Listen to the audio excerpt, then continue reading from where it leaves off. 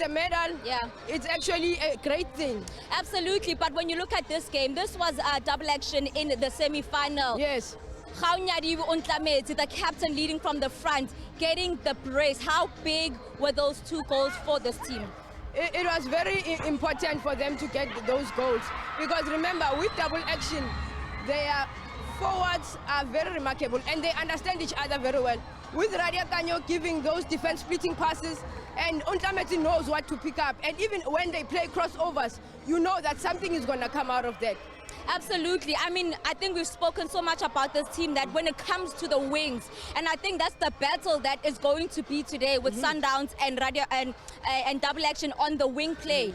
But now we can't leave out the midfield. Yes. How do they now take control of it? You know, they have Ubinetsi there, the number 11, who marshals that defense very well. She's a defensive central midfielder, but with Mukhodzi and also Bonang there at the back, they know their story. They are very solid. But also, sometimes they sit too deep, yet also you don't want to allow Mamelodi Sundowns to get too much possession for them to be comfortable, because they can also hit you from range. So that is the worry that I think the coach should consider. But I know they want to sit back a bit before they go straight at Mamelodi Sundowns, because remember, that area of fatigue, I'm sure, that is going to come out. Well, double action scored 10 goals so far, but Mamelodi Sundowns 19 goals, and this is how things started for them.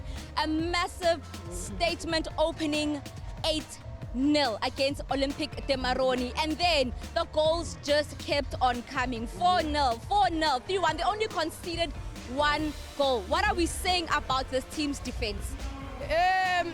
Clearly, Sundowns, they are a scoring team. They enjoy scoring goals, and you can see even within their team, it's not only 1 goal scorer. As we speak now, 3 of their players are standing to be, I mean, they all have 3 goals, you know, so which gives the TSG a headache. Who is it gonna go to even today? So they're not shy when it comes to the goal scoring part. But then with regards to the match that you're talking about, it was a very dramatic match.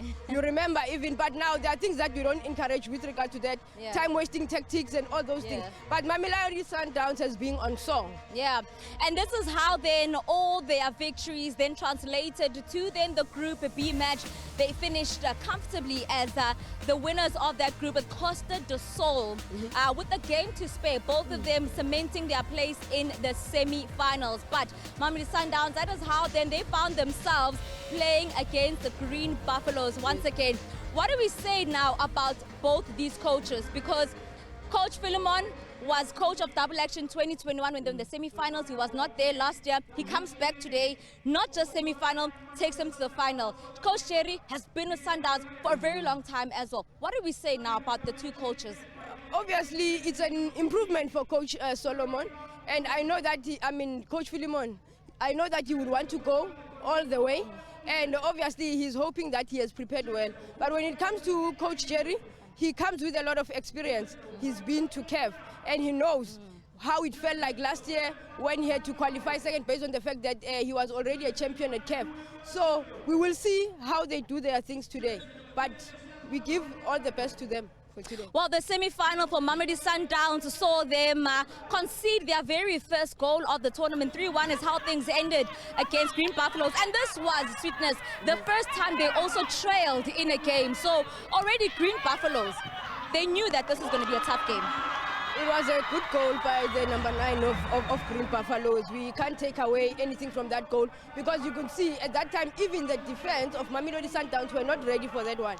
But then it shows them that they're in a competition. So now it got them to tune on, because after then they came back, guns blazing, and they scored 3 goals. Mulenga and Mapepa, when you look at the first half, they were so troublesome for that defensive line, Mamelodi Sundowns. But this was then the turning point when the captain, Unklapo, stepped up in a big way. Yes, that head. Captain, my captain. That head. You know, this is one of the players who is the soul of Mamelodi Sundowns, because she leads from the back and also she goes to the front and to score goals. Who wouldn't want a captain like that? Absolutely, but the great thing about this team, we said it, they are a free scoring team. They don't rely on one player. And this is a team that scores, which I scored 1, now and they all come to the party when it matters. You know, it talks to team spirit and also the attacking tactics that each and every player understands within the team, because it's not the role of the attackers only to attack.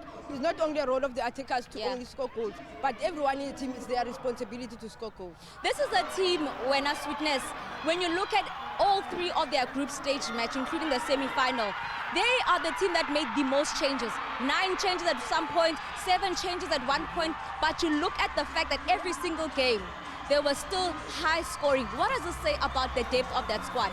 You know, it talks really to the depth of the squad, that they have players available in each and every department, that the coach doesn't have a headache when it comes to him making changes, because he is sorted. Unlike what I was saying when we were talking about double action, which I worry about, that the issue of fatigue might come in because of the number of minutes that the players have played. But then we will see today what the plan is. But then with Sundowns, they are fresh, you can tell. Yeah. Let's see how they're gonna. How do you think the nerves are right now with these two teams? Double action, first appearance. Sundowns, they've been here before, but they know how it is to get to the final, so close yet so far last year. How do you think the nerves are right now? The nerves are definitely there. You are in the final, and a lot is expected from you. You want to do your best. You don't want to put your best foot forward. Yeah. So, you know, there is nerves, but then at the end of the day, it's up to them to relax and do what they do every day at training. Then everything is going to be fine. Well, Sweetness says everything should be fine if they apply what they have done in training. This is what is at stake, the trophy in its beauty and as well as its splendor. This trophy can only be handed to one team today. We'll be back after a short break as we carry on with the build-up.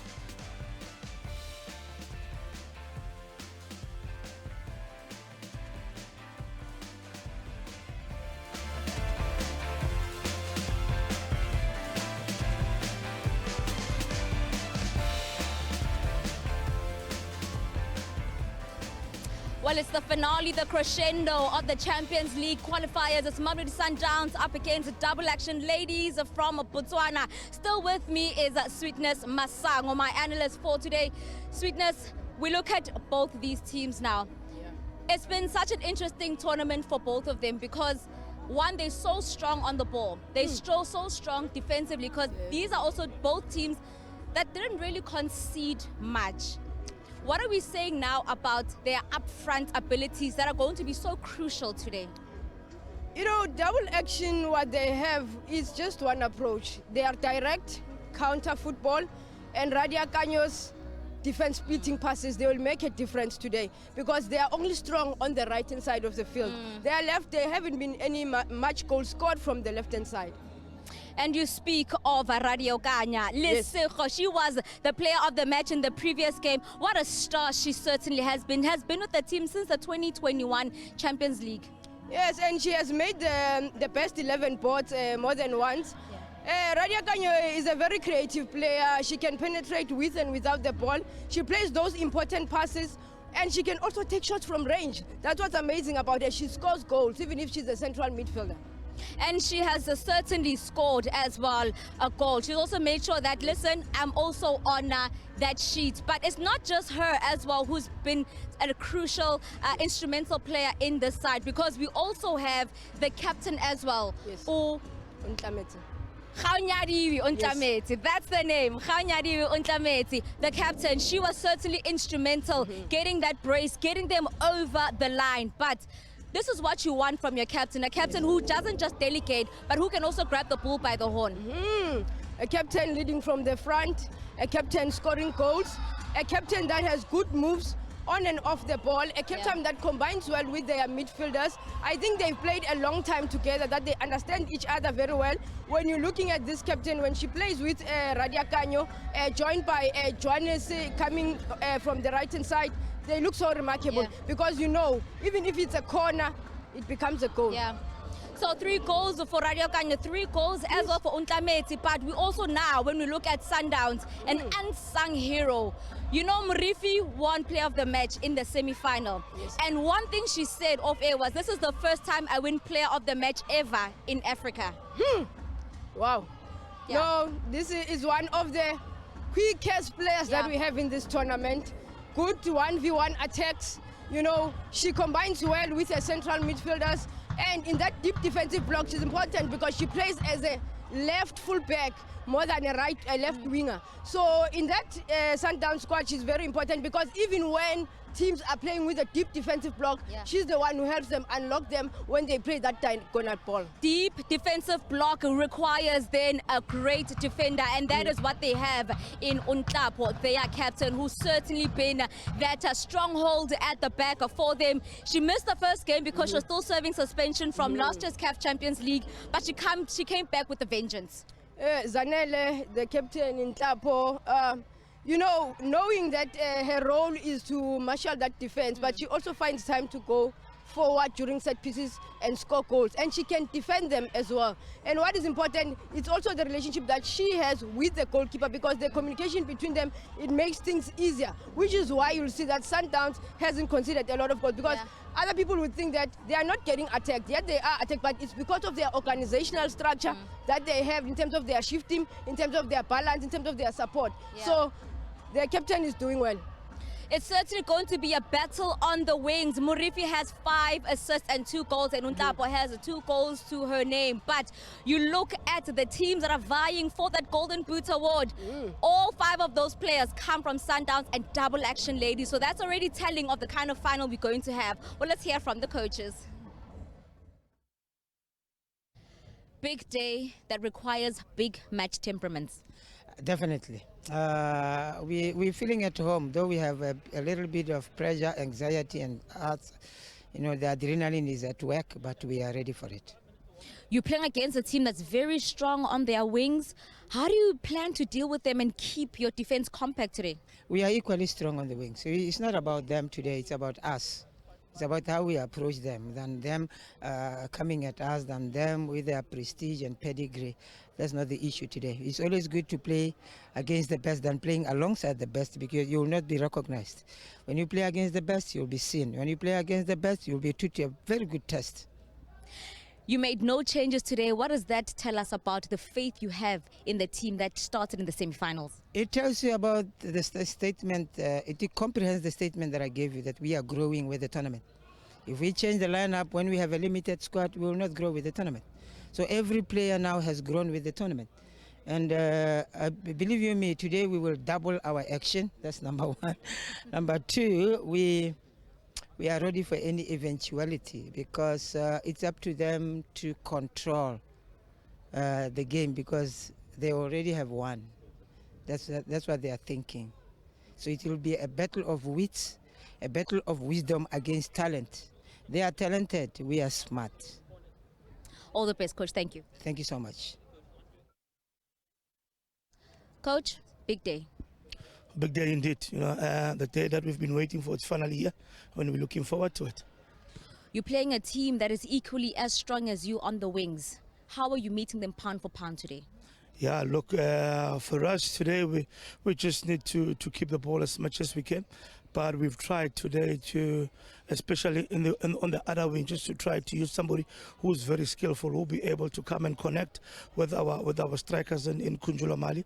It's one of the changes that we've made because we know that they're going to come with pace on the wings. So we need somebody who can take players on. No? So basically, we're hoping that will work for us.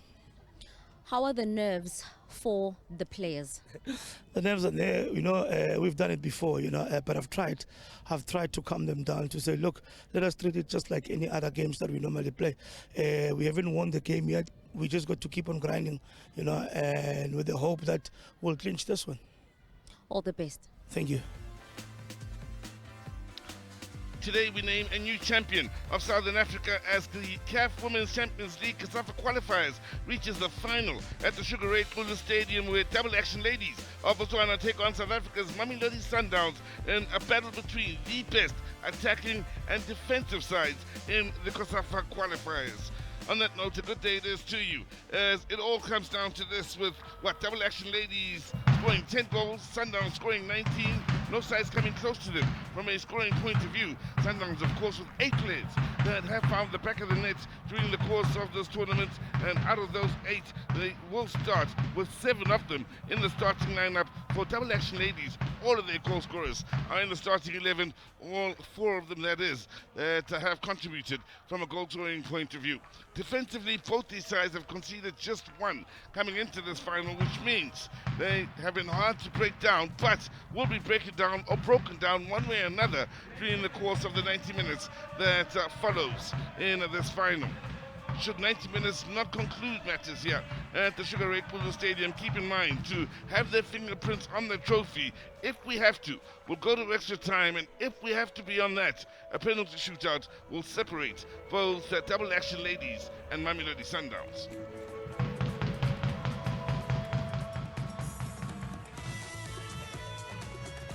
The officials to lead out the players, then.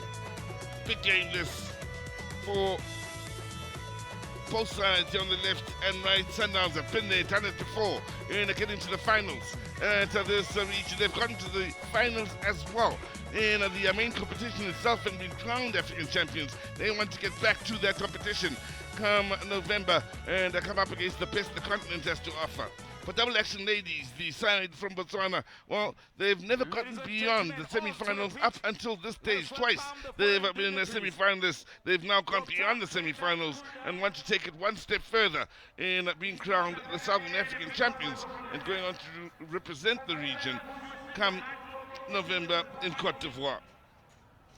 So the dignitaries going on to the picture, the Honourable Premier of KZN, Dr. Nure, the Deputy Minister of Sport, Art and Culture, the Honourable Ms. Mafo, Councillor Sikoba said, the Chairperson of Community Services Committee, KZN MEC of Sports, Dr. Mahlaba, CASAFA Organising Committee Chairman, Dr. Timothy Shong, as well as the SAFA KZN Chairman, Mr. Gwenzangwe.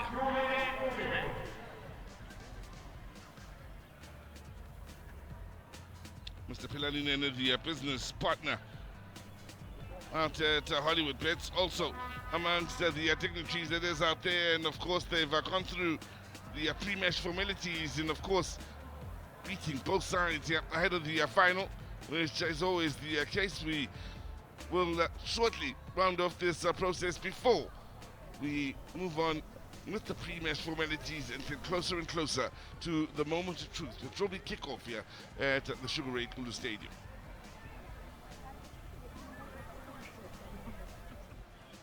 Well, it's been interesting. The Women's Champions League CASAFA qualifiers over the last 2 years, Sundowns having joined the first, and then losing out to Green Buffaloes. Green Buffaloes, of course, lost out earlier on today in the third place playoff.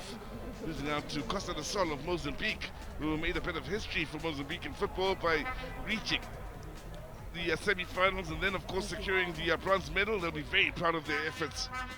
Now, we wonder whether it will be Double Action Ladies of Botswana or Mamelodi Sundowns, who, of course, will go on to be crowned the Southern African champions and who will battle it out with the rest of the continent towards the end of the year.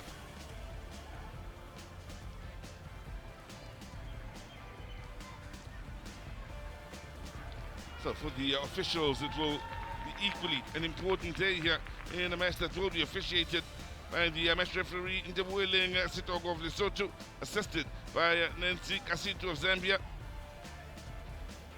Helena Razi Fitalama of Madagascar is the second assistant, whilst Enes Gombo from Malawi is the fourth official. So let's have a look at Double Action Ladies then. One lady that will be missed, but it's so crucial to their ambitions, especially defensively and in midfield, is Natari wearing the number 11 jersey. Deep-lying midfielder does a lot alongside Kinyadi Chwe and Mukhoti. That trio will be crucial defensively here today against the Sundowns side that can be a threat on the offensive edge. But one can't leave out Untameti with 3 goals, and of course, the star of the side, Radio Kanya wearing the number 10 jersey. 6 goals she scored now in being the highest ever scorer for Double Action Ladies in COSAFA qualifiers over the years.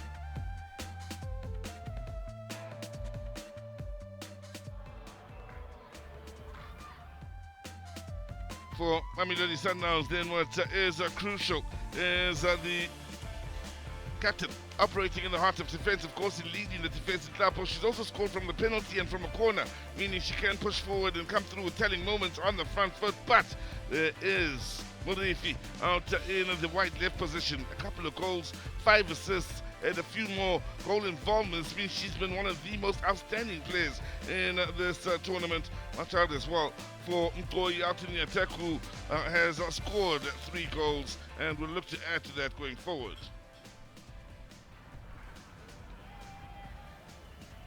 So, there are the officials that will lead this game, as mentioned a little bit earlier. Of course, meet up with the 2 captains here. Captain's armband has moved around a bit here from Double Action Ladies. We've seen Radikanyo, then Utameti, now Mukhoji in the captain's armband. South Africa, of course, will be hoping Double Action Ladies put up a good fight, but of course behind Mamelodi Sundowns. Botswana will hope the wise words of Fullerman Makwengwe will ring true in mentioning that Sundowns are the side that of course has the talent, while his side has the wisdom, and he's hoping wisdom will outdo the talent in this match. Jay Shabalala believing in his side. He's used a lot of players in his side here, as Jay Shabalala in ensuring that plenty of those, the likes of Zapo, do get a rest on their way through to the final.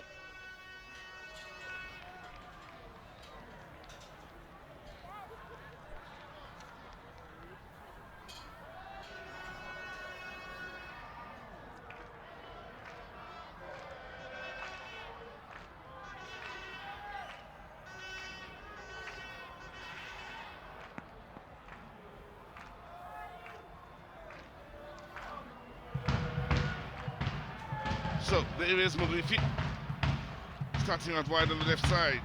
Crucial that they deal with the threat that she brings from a goal scoring and creative point of view. It is Double Action Ladies that get this game underway, attacking the right of your picture. Early momentum will be interesting to see which of these 2 sides gets it. Murifi already looking for the early ball forward then, and Koi was trying to get onto the end of it, and nothing comes of that attack. Keep in mind, Sundowns were the first to concede in their semi-final match against Green Buffaloes, which was the only side to score first against Sundowns, the only side to score against Sundowns so far in this tournament. As for Double Action Ladies, they have also conceded just the 1 goal.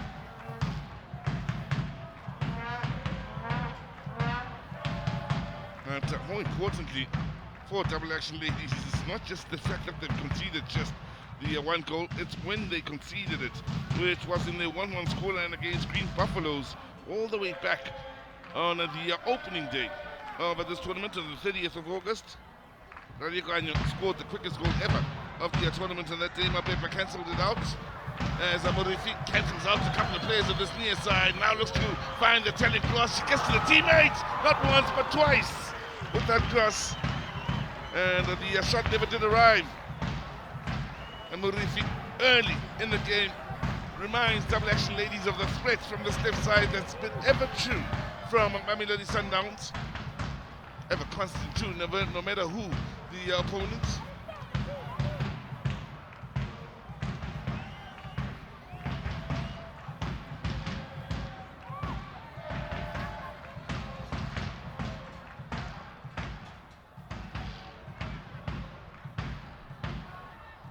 Over the last couple of matches, we've grown used to Garaba Zamin out wide on the left side of the trio. At the back here, yes she is with the number 25 on her back. Lamini able to keep it moving, the ball forward then, with pressure being applied by Sundowns, forcing the issue and the throw-in inside the final third. Takaraba Lamini, who started in the semi-final, her first involvement in this competition, is now popping up in the final.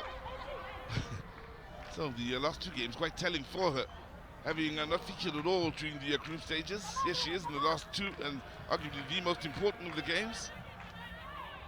But that made it.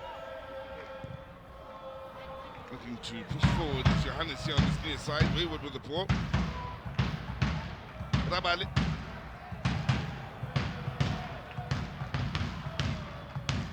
Now, Johannes, there to win it back momentarily. Rabali now finds him Tandy.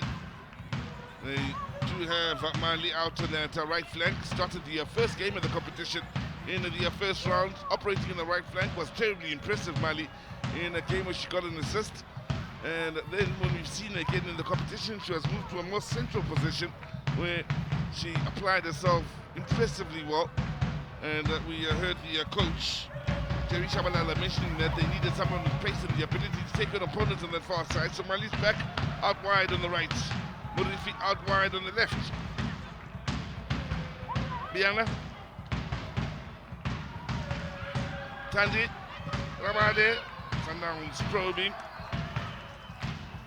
And able to keep the pressure on. She's got nifty catches, Mali. Toy on the turn. Just running out of space.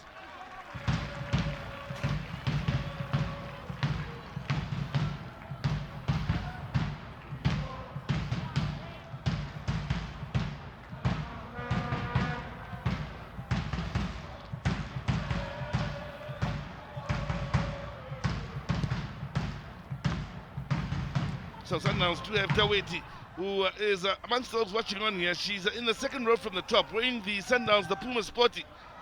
As the shot comes in, oh, it's found the top corner from Murifi.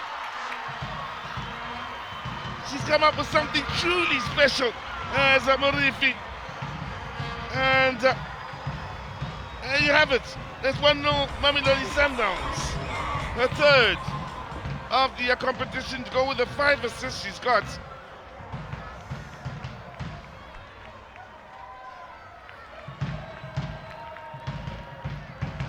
Have a look here. From a long way out, very much intending to score, finds the top corner. That's a banger. Click, you know the rest. As it has the beating then of Mugime, and Murifi continues to be a serious threat for opposition sides here. I'll talk about raising your level when it matters most. And Murifi has certainly done so over the last week and a half, where the level of play has been outstanding. Sundowns grabbing the lead, which for them will be the norm.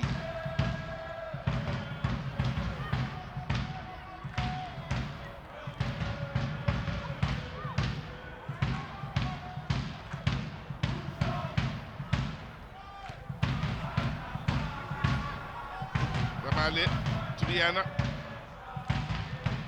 Considering Biana still getting used to the way things flow out at Sundowns and the quality she brings to this team once she fully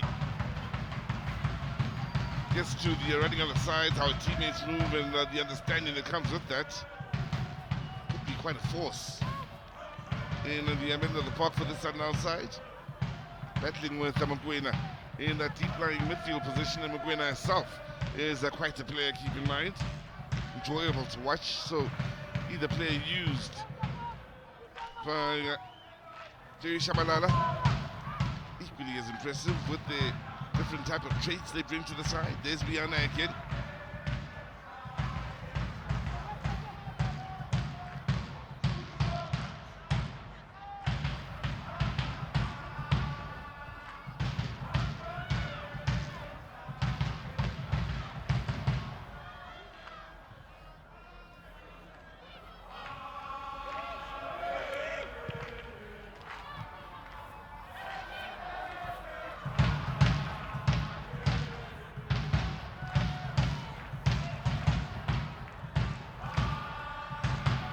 Here's Biana. Karabantamin, Tumuri Fiortis joining us, who scored a cracking goal here to give Sundowns the lead. Isolated and can't get the better of a good piece of defending then from Bonang, the Atwana international, operating in the right back position. Biana. Murifi on the move once again. Murifi again. By line and wins the corner. She is a serious problem.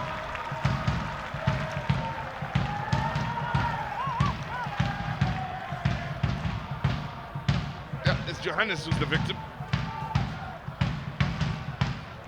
And Bonang, who gives away the corner.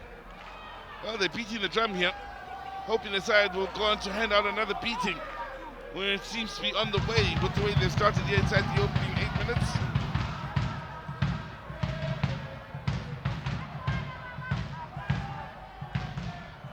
First corner of this final. Sundowns looking to stretch their lead. Got a chance here. Tandy. Makubela. 3 goals for Diseto Makubela in this tournament. 3 goals in 3 appearances. Keep in mind, she was rested fully for 1 game. Operating as part of the back 3 as Mkoi was out in search of Tolagele. Now, we've seen very little of double action ladies on the front foot here. Sundowns have been fully dominant here inside the opening exchanges. Babale. Yana seems to have all the time in the world as she picks out Murifi, looking for a return from Koi.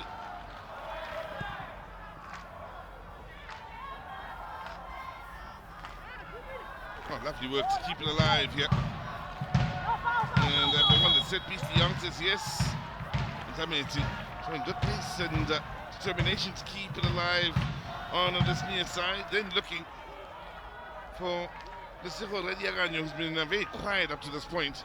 Fouled, and they'll be hoping it's not a serious foul.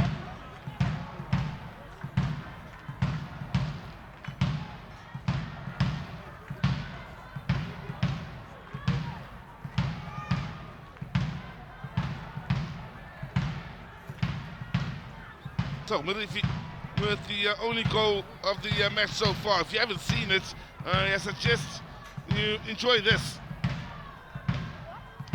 Top corner. The intention very much to have a strike at goal then. And another moment of brilliance from Murifi in this tournament. She's given us a couple of great goals. One great individual effort, another where she was equally as impressive on the individual bit, but used a teammate to help break down the opponents and score another goal. 3 of them now as she joins those that are at the top of the goal scoring charts. Raliganyo with 3. Ontameti with 3. Makubela, another with 3. And going on to that list, Daweti, who's out injured and out in the stands, so she's got 3 goals but won't add to them. No play part in this final.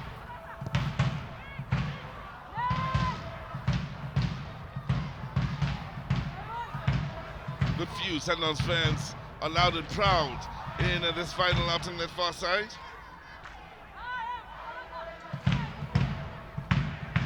Chosen the perfect day to come out here.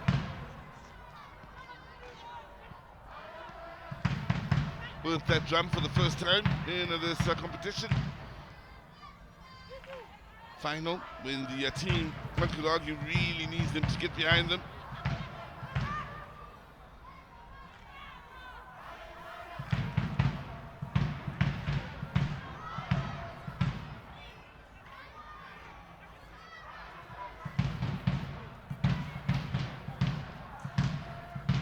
Tandy.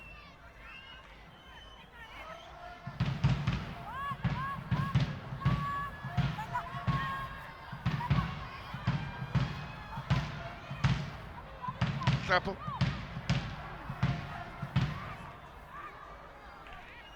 Karabo Jamin.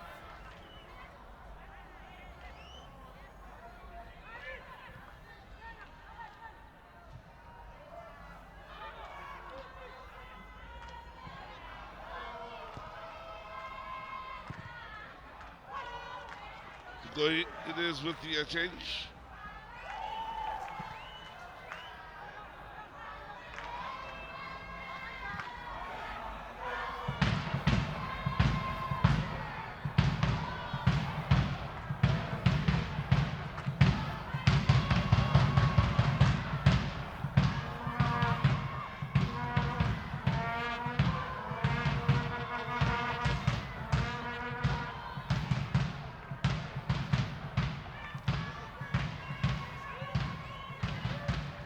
Dominic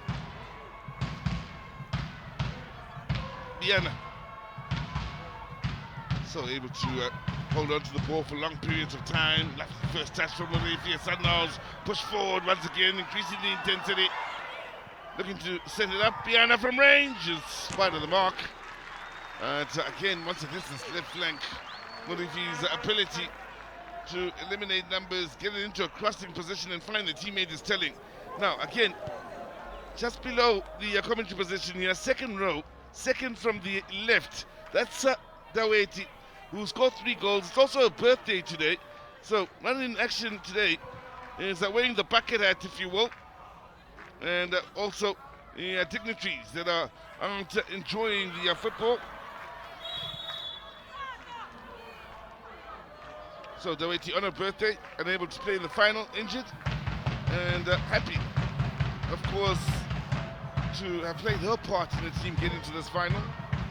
So a little bit earlier she was dancing and having a good time, so not necessarily all that doom and gloom about missing the final. Still in good spirits.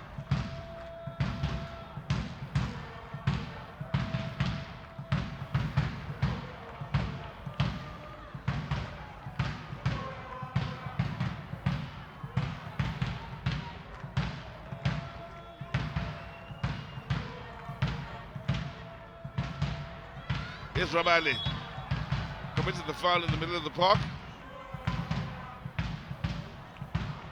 Was one of the many that have found the back of the net for Mamelodi Sundowns in this competition is Rabale, scoring from an impressive bit of creative work from Mamelodi, which did find the back of the net. Then there was another effort where, from 30 yards out on the volley, she hit the crossbar in what could have easily been the goal of the tournament. Serious problems here for the double action ladies here. Mamelodi Nilugani seems to be in a fair amount of pain here. Well, 15 minutes in, it's been tough for Philemon Makwena. Top goal scorers of this tournament currently have 5. In South Africa, they have Steve Komphela. Out in Botswana, they have Philemon Makwengwe. Both have wise words and both have moments where they, of course, say things that grab and stay with you.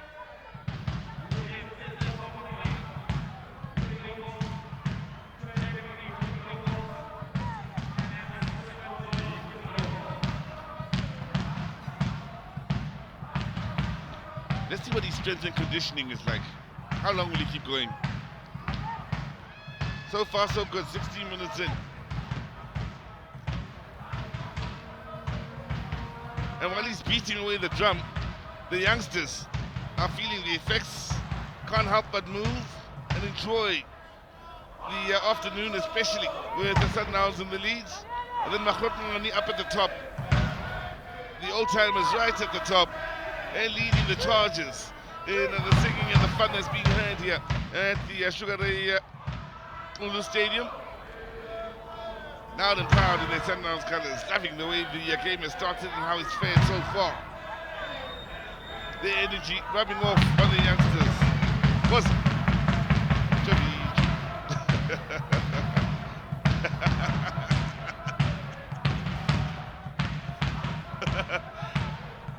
well, they picked quite a day to come out and entertain us, those Sundowns supporters.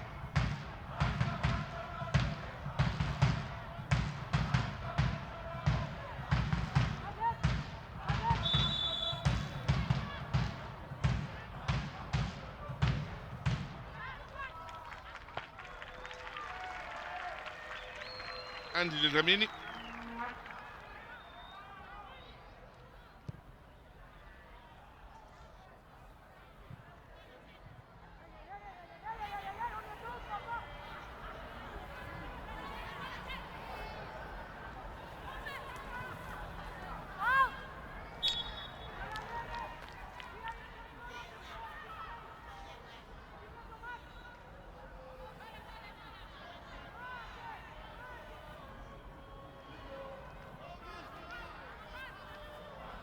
Now,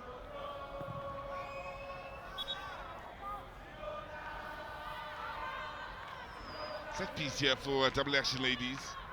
If you are just joining us, 18 minutes in, it's a cracking strike from Murifi. A moment of brilliance, really, in the way she went about it and how she picked the technique she used, the distance, the angle she was at, and the decision itself to go for goal and hoping to go to the top corner, the lady in your picture. A real moment of brilliance in the goal scored. That makes the difference between these two sides. Seen very little of Double Action Ladies on the front foot as yet. They would have most likely expected to weather the storm inside the opening 15, but they did concede in that time period. And haven't quite looked themselves, the likes of Benang here in your picture, who is amongst the goal scorers, keep in mind, for Double Action Ladies in this year's competition.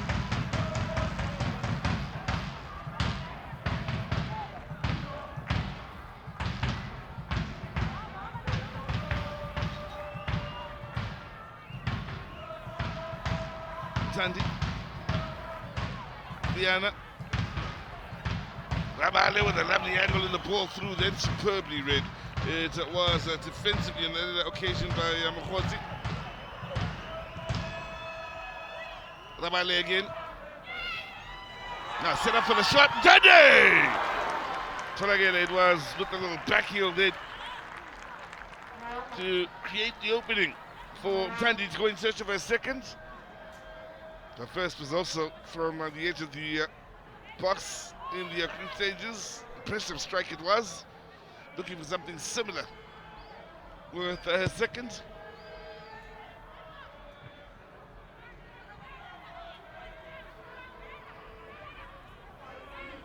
From one Lamini to another.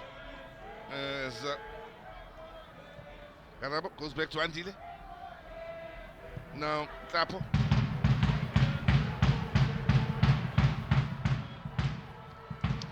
Diana Yujibelo Rabale.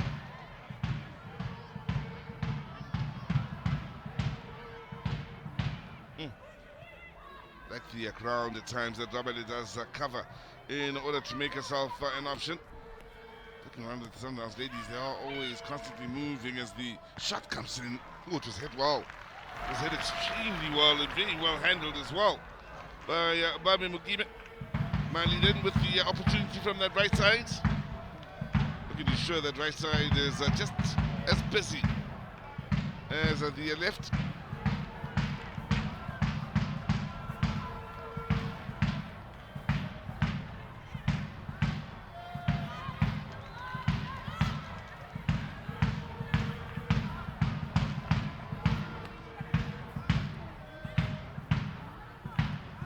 Nice German. Able to get away from two in the sandwich. Frustrated. Opening 21 minutes it is here for the likes of Sinuelo. No Sinuelo with the foul here alongside Uradile Ratari. Sinuelo would love to see more of the ball on the attacking side of the field. On the other side, of course, is Didugany. Diduganyani will not be continuing with this game. Sadly, replaced by Bofilo Ranzo.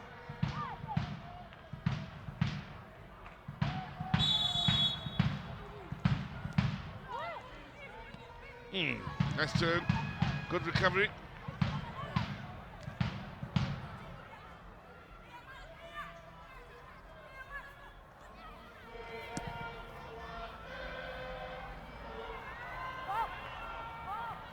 Pace on the far side. A little hard running then. Teammates maybe didn't get in position quickly enough then for Radio Ganyo to be able to release that ball early. Let it down in that regard as Murefi now. Secures position. Keeping it moving.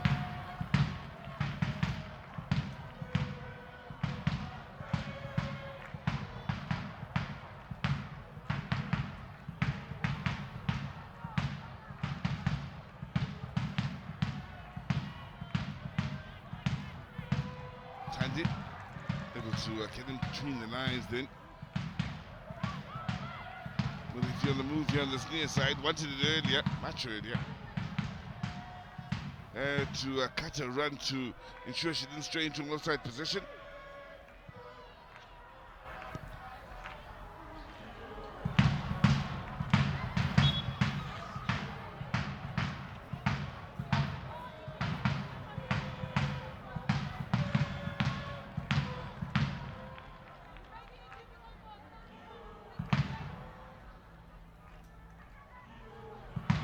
It's been a tough day for Radio Ganyo to get involved here and influence the game.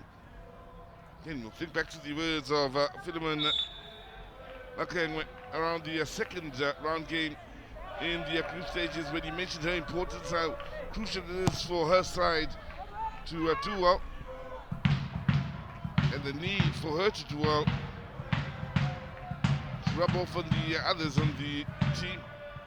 So far, she has been kept quiet. We haven't seen much of Untameti or Sinuelo in and around the attacking areas. So the influence from Radio Ganyo in the creative bits in midfield hasn't quite been there. Murefi, beyond one, finds a teammate in Tolagele now. All over to that far side. Sundowns have beautifully opened up their opponents up until that save. And a standing save it was then by Mugime to deny Ntandi.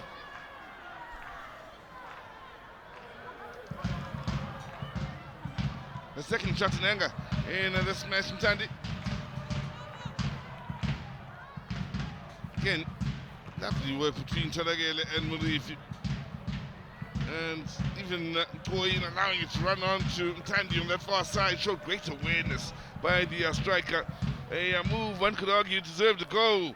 That was the brilliance in the creation of the opportunity.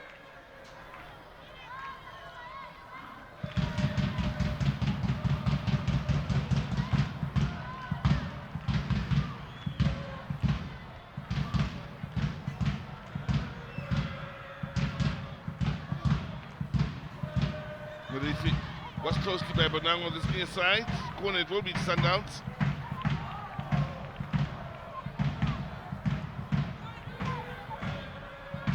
Well, things haven't gone according to plan for double action ladies. What's crucial for them at this point is the fact that they are still in the game here at 1-0. They can ill afford to allow Sundowns to stretch their lead here. Sundowns push forward again and win the header. She's a threat. Is Nhlapo from the dead ball situation. She has scored from the dead ball, as she did in the semi-final. Another goal from the penalty spot in the group stages.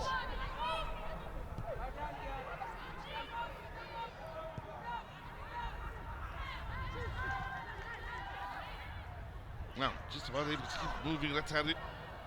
Makes herself an option in the middle of the park then, and going over that halfway line is proving difficult. And beautifully finding Murefi, having some work to do to get back to a goal, and Zamini outside of your picture. Done so comfortably right now. Mali.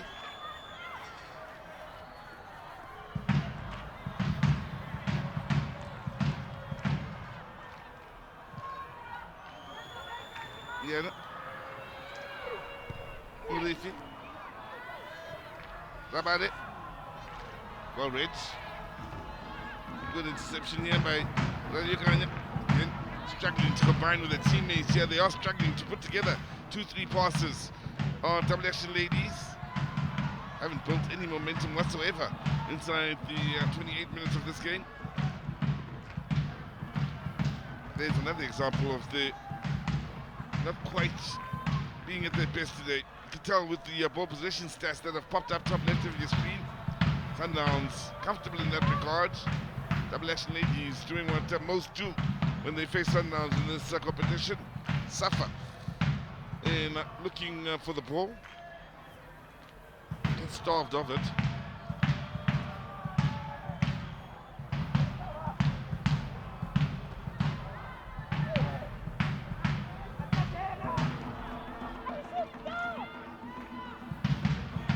Bien. Sandy. Mali.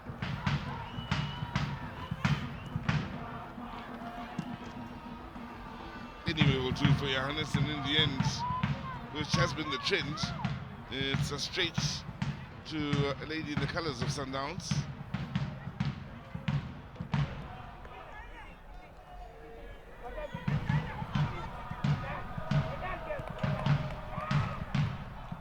Approaching the half-hour mark. A second goal here will go some way in making things comfortable for Mamelodi Sundowns, but with their dominance, it's just the way they're controlling this game. Whilst a opening goal for double action ladies will be just what the doctor ordered, maybe injecting some life into the young ladies from Botswana, having a chance to enjoy the game, much chasing a lot of the ball here.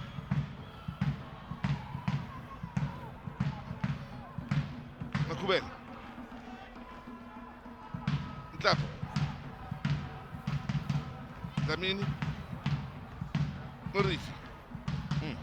That's done with the bit of skill to buy time and space. Gets it right though with the second pass down the line, and opponent will be Sundowns in a flash.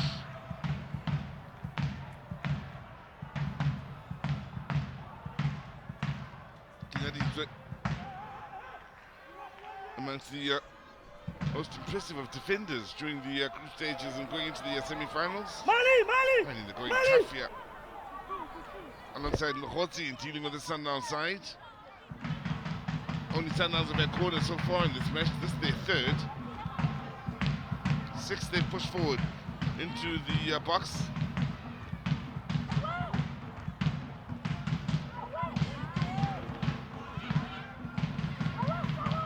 Set it up for the shots! Oh, it's come off the top of the crossbar. Rabale again with another missile. Twice she's hit the crossbar during the running of this tournament, and she's found the back of the net on one occasion. Each time she's found the crossbar, it's been a blinding strike.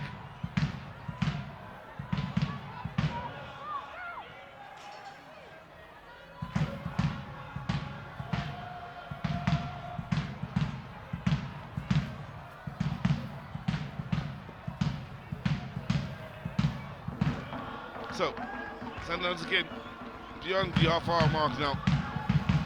Again, patiently, they start to try and work towards their second goal. Mali on the far side, watch closely by Sinuedo.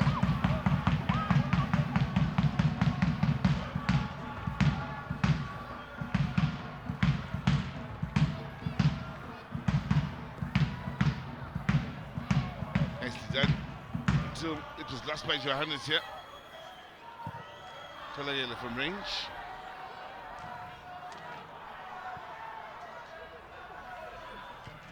So, the Lesotho International from the corner. Sundowns settled it nicely, then it set it up beautifully. Oh, she hit that well. Now could be a chance here. Well done, Mamelodi.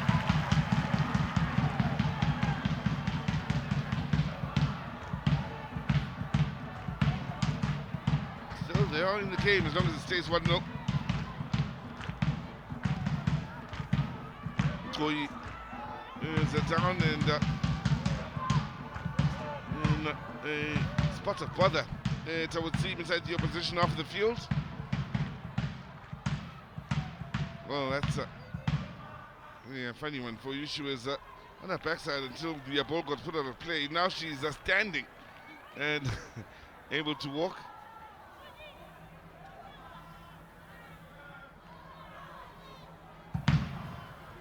Keep in mind, amongst those that will be looking to end the tournament as the top goal scorer, now we do have a good number of players with 3 goals apiece that are leading the goal scoring charts.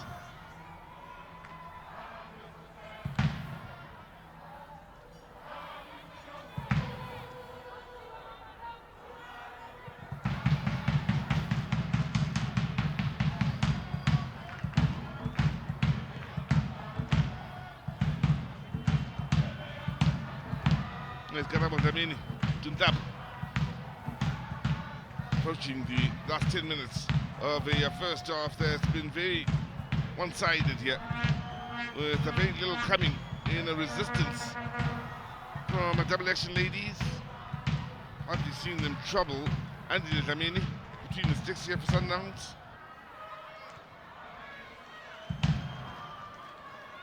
Much of the play has been in the double action ladies half of the field as Sundowns work it beautifully until the last pass from Mali then. Untamete.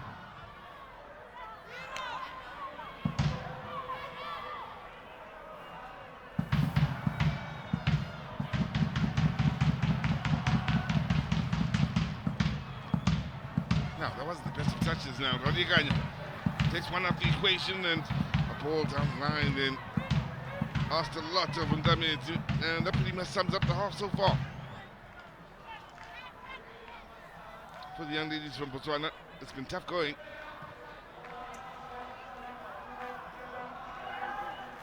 Even tougher when you're struggling to establish a rhythm for yourself and be good at the things you generally are good at.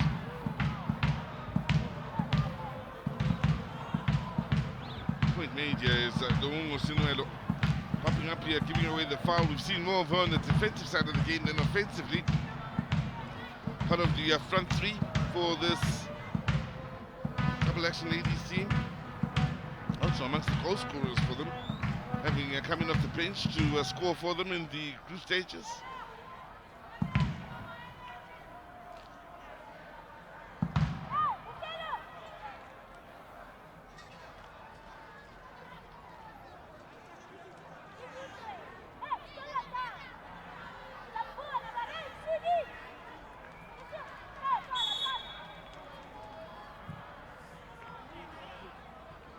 But if it off Bonang's face, so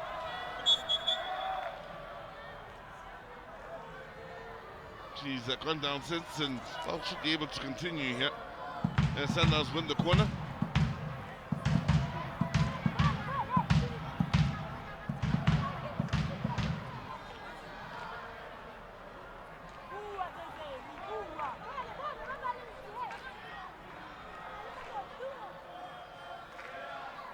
Had a good game up to this point. You'd expect her to be busy against Mamelodi Sundowns, and she has been. come up with a few good saves. Played her part in keeping her side in this game so far.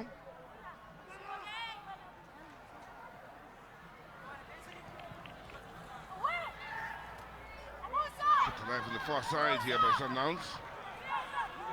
Rabale.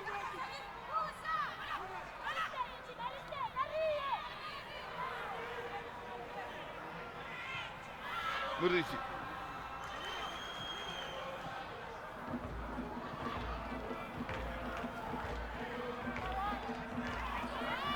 So good.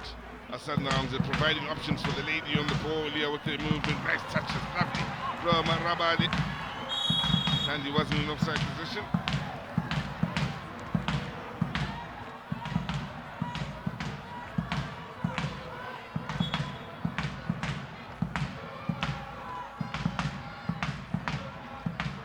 Super touches from Rabali. Brilliant. Sometimes the wasn't quite watching the line. Well, they have met before in the past. Back in 2021, Sundowns walked away 6-0 winners against the Double Action Ladies. Once again last year in the game that ended with a 1-1 scoreline. Much improved effort from Double Action Ladies last time around. They were hoping and are still hoping to turn things around here to register their first ever win over Mamelodi Sundowns.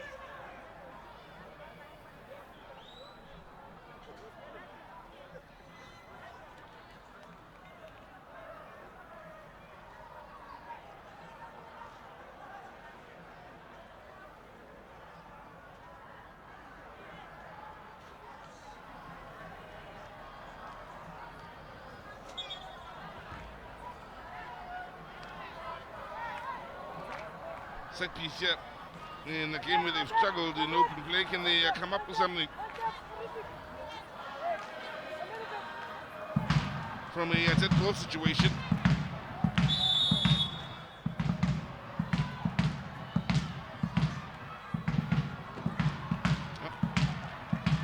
Not quite so they were hoping for.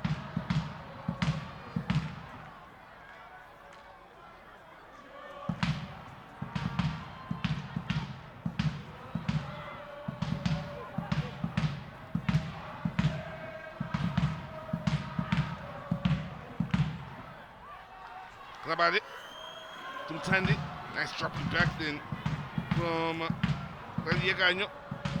Now looking for the ball down the line to release Sinmelo. Done well to keep it alive. Isolated and outnumbered. Mali, that's nicely done. Eliminates another Mali. Now the ball down the line, looking for Tolagele, finds her as well. Well, they're just beating them on the right side, the Sundowns. Passing up a chance to send in the early cross.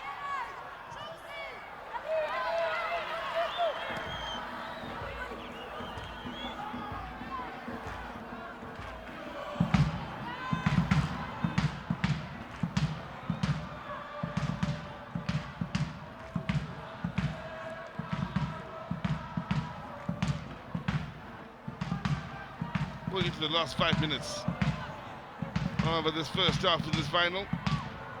Sundowns very comfortable. Radiagano under pressure. Murifi, it's too quick.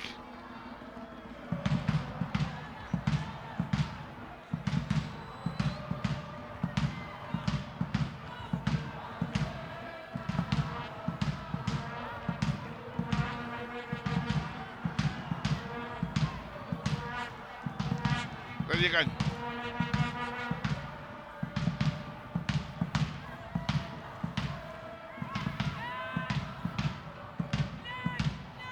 Tandy.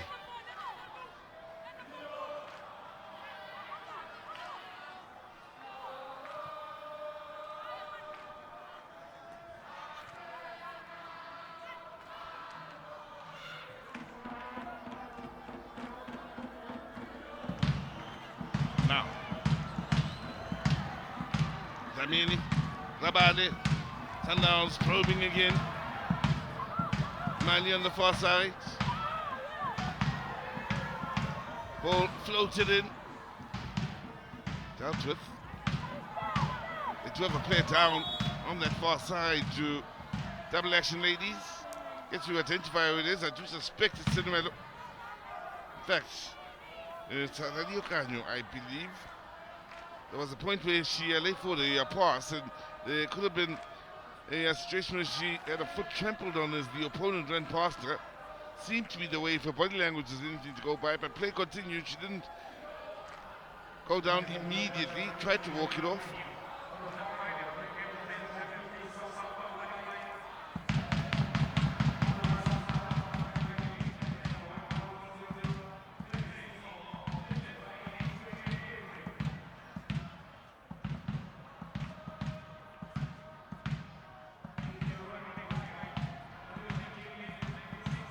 Well, lots of talking, organizing from Kinyadi. Frustration, and maybe that halftime break will come just in time here for the coach Philemon Makweme to be able to sort out any confusion that could be there. So the way it seems, there's a lot that's not going their way here. Mokhosi way in the captain's armband, directing to left and right. Kinyadi not happy, and most importantly, Radia Kanyo, the star player, will leave the field for the next few minutes, they hope.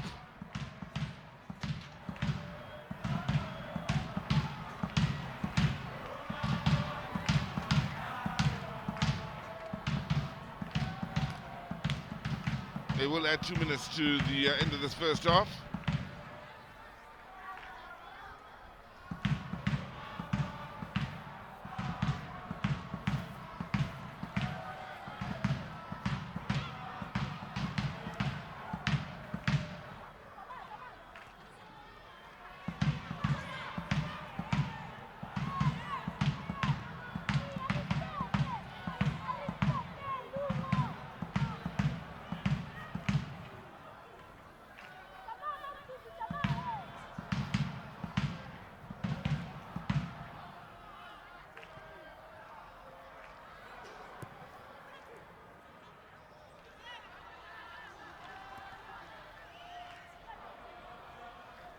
Sundowns decision there with the throw-in going their way.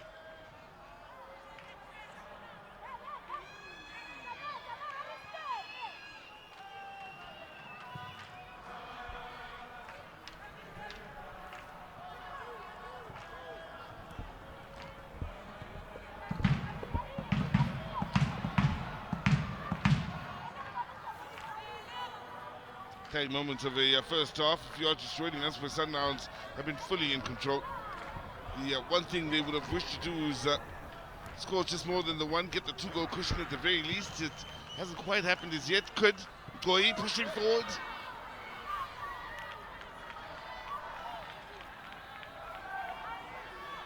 Double action ladies. Hardly troubled Sundowns offensively as yet in this first half. Struggle to look anything like the team we've grown used to seeing playing, but are still in the game with it at 1-0.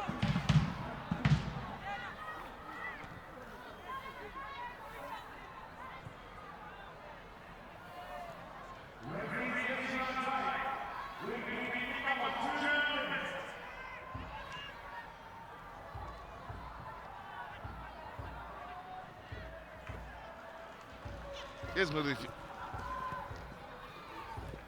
Manang to Johannes. Given away in the dangerous area then by Johannes. Tagaele, the challenge by Ratari.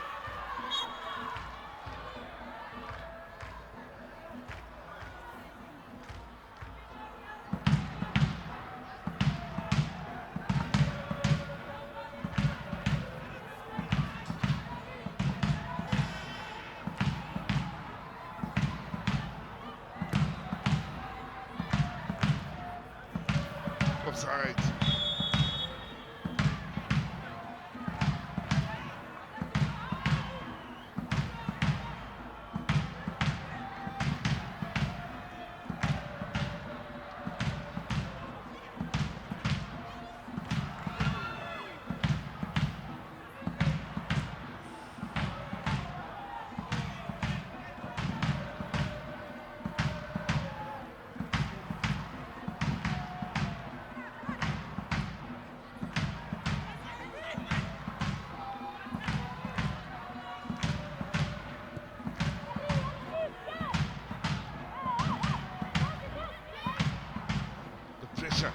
Nabiana still able to keep it moving, going to the tight seconds of this first half.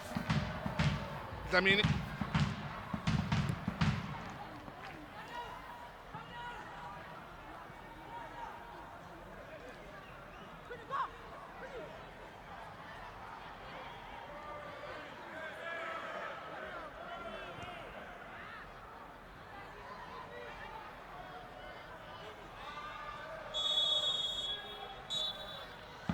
So there you have it then, the Sundowns that lead at the end of the first half. Then it's been total dominance for them, plus a true moment of brilliance from Murifi with the goal scored, then the magic and the angle, the distance, the thoughts just to come up with that shot and the precision in it. Outside of that, Sundowns have extended their lead here, and it's been a stubborn double action ladies that kept it at 1-0 thus far. So we look forward to the second half here with Sundowns hoping to be crowned African champions if things stay this way. The scoreline, 1-0, Mamelodi Sundowns, double action ladies with a lot to do.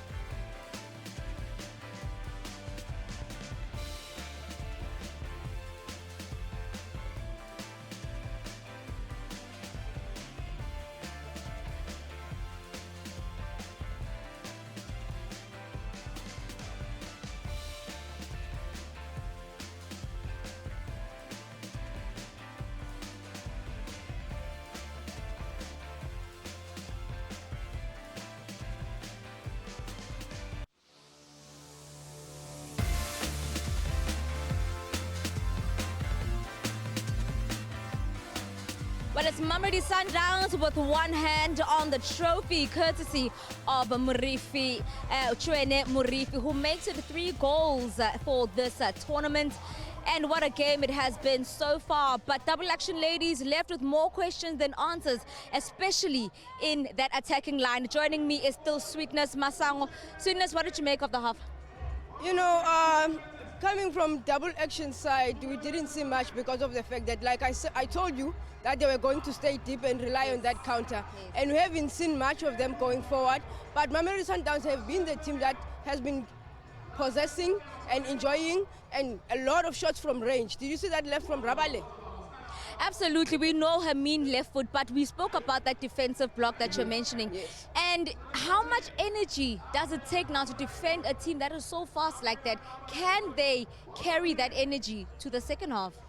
Remember, I told you about the fatigue, the fact that the team that the coach chose, Coach Philemon, he has been using the same team over and over and over again. And now playing against a team of Sundowns caliber, they've changed their players over and over again. So they always have fresh legs. Now it's showing on the players, because now they are not coping even the strategy for the day, it might come against them because of the fact that also mentally now they're thinking that they don't have anything reserved on the tank. I mean, already they had that early substitute of Usekholodi Dudukanye. Yes. I mean, a bad injury from her side, but now you've got a player coming in who now has to slot in. Coach Philemon did not make any changes coming into today's game, but Coach Jerry made 2 changes. So for him, squad rotation was always the biggest thing. And now we're seeing how the toll that it's playing on now double action. But now, how do they link up to Untlameti up front? Because she's in no man's land right now. Yes, she's an orphan indeed. Because now it's difficult because also Radia Kanyo, she's playing too deep. And because of Ubinet's 11 staying too deep as well. So it's difficult for them to cover that space because of the fact that they are becoming disjointed each and every time they try to attack. Yeah. We didn't see any shots coming from double action in this first half. So it's going to be a difficult second half for them as well, except if the strategy changes. Yeah, we didn't see any shots from double action, but a team that we saw many shots from was Mamelodi Sundowns. They really hit the ground running in this game. And of course, getting that early goal as well. But already, Sweetness, they already got started on the right track. The energy was right, the pace is right. Umurifi, it looked like it was a pass. It was meant to be a pass, but Yangen. Yes, goal on target outside the penalty area. You know, she was unmarked really, but then she had the whole time, I mean, she had enough time for her to decide what to do with that ball, which is why it's a beautiful goal, which also qualifies as a goal of a tournament at this stage. Absolutely, and there's just the strikes just kept on coming. How much of a joy is it to watch Mrifi on that left flank? The pace that she's showing as well, the link up to the midfield. It's just so problematic for the defense of double action right now. Yes, you know, you see Bonang, I think she's also tired as well because now also Kinyadito needs to cover her all the time because of the fact that Murifi is not making things easy for them in that defense. So which is why you see, even during those triangulations, it's just shot after shot after shot. Yeah, and the fact that they're stretching them so wide, I mean, that attempt was by Umtandi, who's on the other side of the field. So it's not just the left flank that they think let's close down, but there's also Umtandi that they can't forget about. Yes, centrally, Sundowns, they do have prowess because remember, there's also Colossa who is also aiding. And then it's easier for them to play with Mtandi and also Rabale coming in. So those passes, they come in, even if we're not seeing Sundowns strikers more in this game. But I think Coach Jerry now will come with the subs for the strike. Ooh, Rabale and that left foot. We saw that same strike in the semi-finals when she hit the crossbar. That is her signature, isn't it? Yeah, in the left. The left, you know, we don't have a lot of left-footed players even in the Hollywood Bets and even in this competition. But it would be nice to see that goal, a goal coming from her because she is not the first one that she's tried in this tournament. Yeah, absolutely. So these are the stats now from the halftime. You look at the goal attempts, you look at the shots on target. Of course, it's swinging Mamelodi Sundowns' favor. But I mean, what do you make of these stats? How do you just extrapolate from what you're seeing? You know, really, when it comes to the ball possession, I think we're not going to see much from double action as long as they don't start playing. Because the only thing that they are doing, when they get the ball, they try to play it across into their attacking third. But we're still going to see more possession coming from Mamelodi Sundowns. I don't know whether to say it's fortunate or unfortunate, but it's also good for us to watch good football at the end of the day. Lilona Taweti got a hat-trick. Yes. She's injured on the knee, but Andy Siwes comes in for her. But Andy Siwe has just got that physique. She just slots right in. But also you look at the defense, Ramalepe, Ageko, but Mali's just also there. So when you look at that defensive structure, can they penetrate? What should double action do now? What double action needs to do, they need to have variations in their attack. That's all that they need. Try to use that wing play that you've been talking about. Try to get those diagonal balls and also try to mix it with that direct support and their triangulation. Because Radia Kanyo and Untlameti, they connect very well if they are playing together. So I don't know why today we're not seeing them doing that. But it could be also that you're talking about the fatigue, but also the pressure is just mounting as well. There just seems to be a disconnect with double action right now. You know, I think they should just relax because they really have nothing to lose and just play the match, you know, with the confidence that they've been having in the previous matches. Maybe something can come out of this. Well, let's look at the substitutes now. Who can Coach Philemon now call on to sort of slot in and change things around for double action? But which player for you stands out for both teams who can come in here, especially double action? Who can come in? You know, since Coach Philemon hasn't been taking out a lot of players, you know, I don't see him making any changes. I don't see him making any changes because he has had the consistent starting lineup and he hasn't made many changes over the past matches. So he trusts these people to do the job for him. And for Sundowns? For Sundowns, I see Khadiete coming in for Tolagele.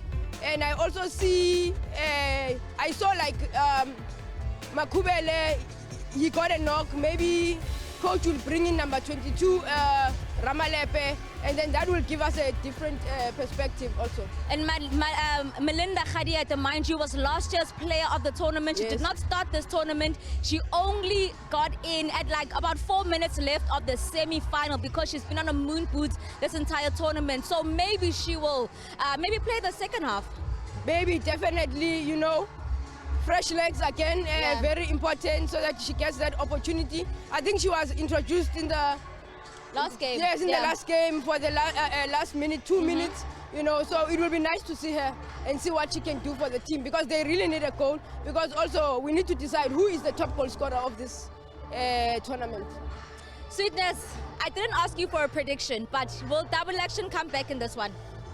Mine doesn't count really, but at the end of the day, so far it looks like Sundowns is more determined because they're taking more shots at goals. And if a team doesn't take shots at goals, it doesn't mean that they're going to score. How are they going to score?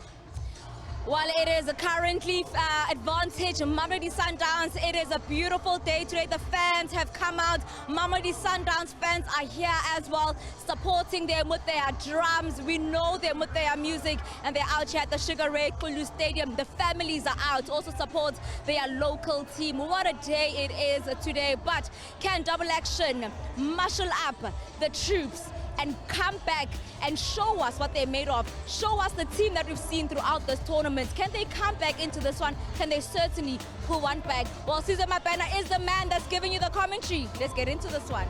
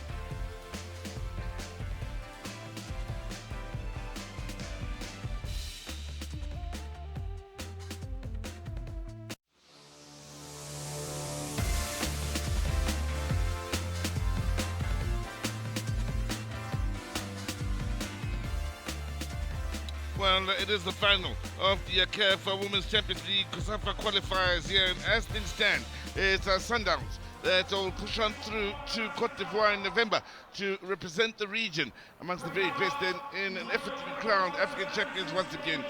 Well, Malinda Hadieta, who came in for a few minutes in the semi-final, was so influential in last year's tournament, comes in here to get them started for Mamelodi Sundowns in the second half.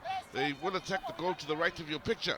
Will the ladies who are looking to be crowned champions of Southern Africa of the COSAFA region once again.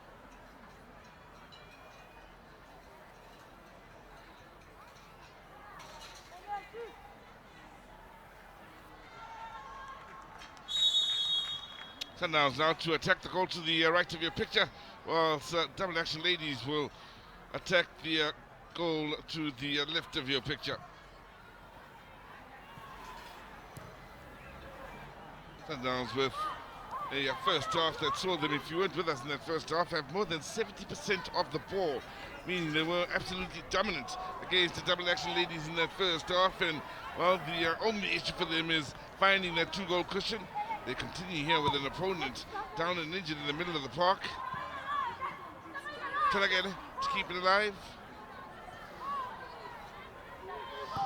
She's done well to get the cross in, Talagele. Murifi arriving on the far side, looking to set it up. Rabane drives it wide of the mark. Still do have a player down to double action ladies. So then a couple of occasions in the first half, and quite importantly, Radiaganya was the lady who struggled towards the end of that first half. We need to confirm whom it is that is struggling here early in the exchanges in the second. Have used pretty much the same squad in a lot of the matches. But double action ladies, a lot of the players in the starting 11 enjoying their 5th appearance of the tournament.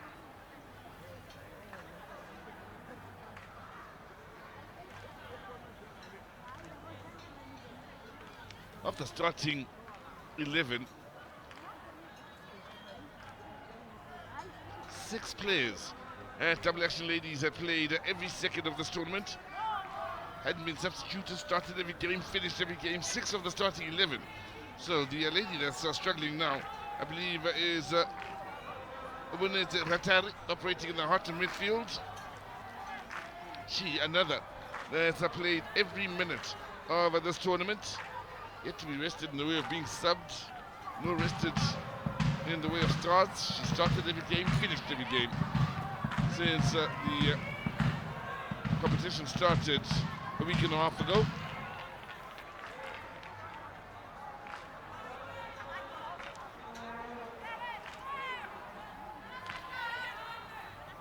Interesting points being made by Sweetness as well as Bali during the halftime break about the effect that Sundowns have been able to rest a good few players coming into this game. When you consider that Karabo Dlamini is only getting a second involvement in this tournament as a starter here today.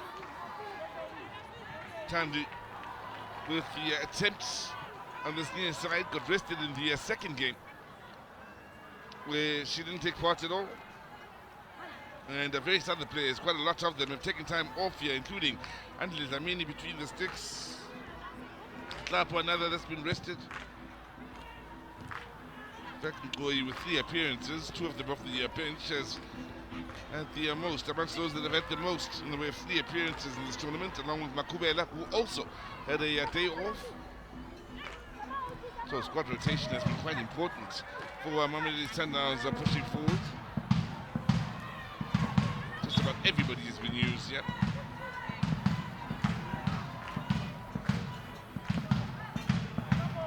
So on the bench they do have the likes of Oratile Mogoena. She's had 4 appearances. That's more than anybody else in the way of appearances alongside Lebuang Ramalepe.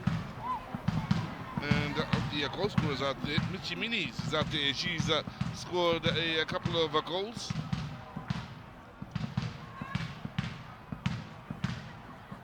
Rabale. Murifi. Pressure on the keeper. And in the end, she was fouled in by Tolagele. Came in and crashed into her.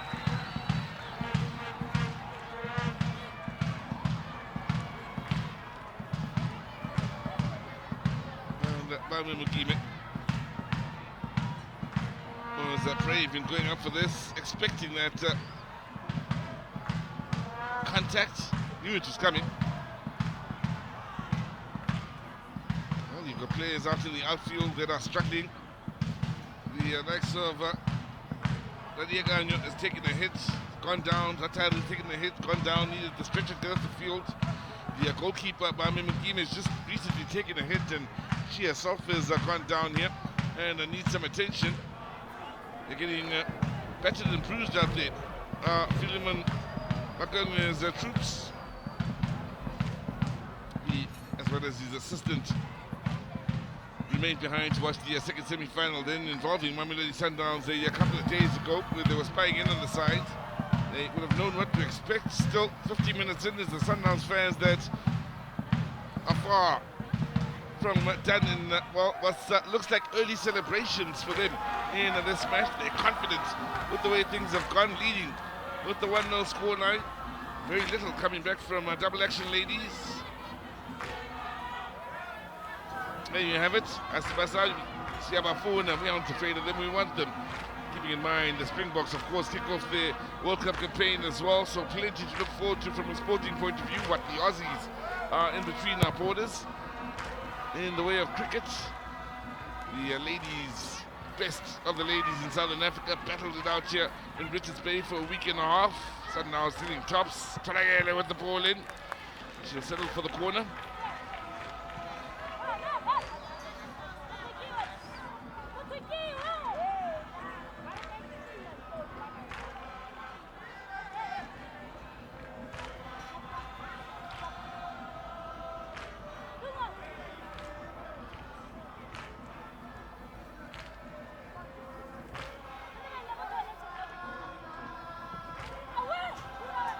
Header.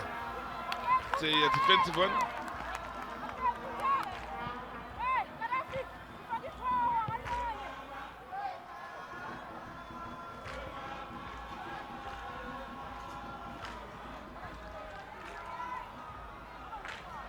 Well, all the numbers are in favor of Sundowns here. Even the corner count tells you a story. 6 corner to nothing as yet from double action ladies. That's how little they've gotten onto the front foot. Chance here maybe on the counter attack. Quickly snuffed out by Rabali. Lapo to Murifi.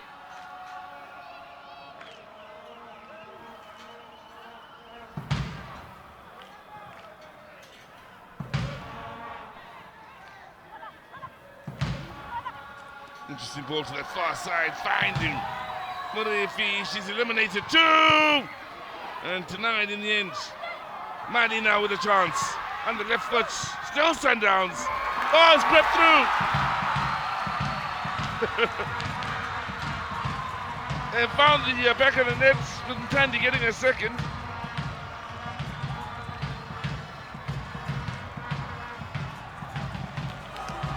And wow, it's taken them under 10 minutes here in the second half to get that all-important second here, but still, the one-way traffic continued in favor of Mamelodi Sundowns.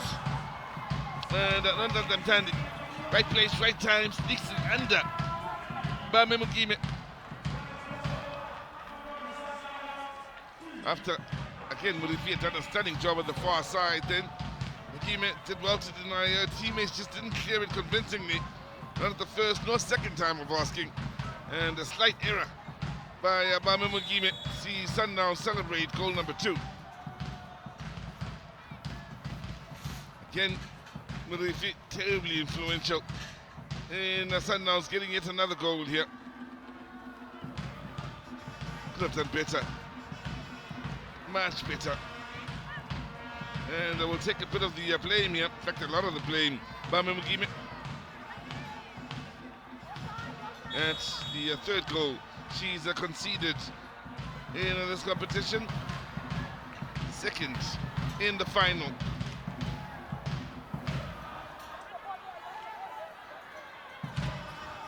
Just what the doctor ordered for Mamelodi Sundowns.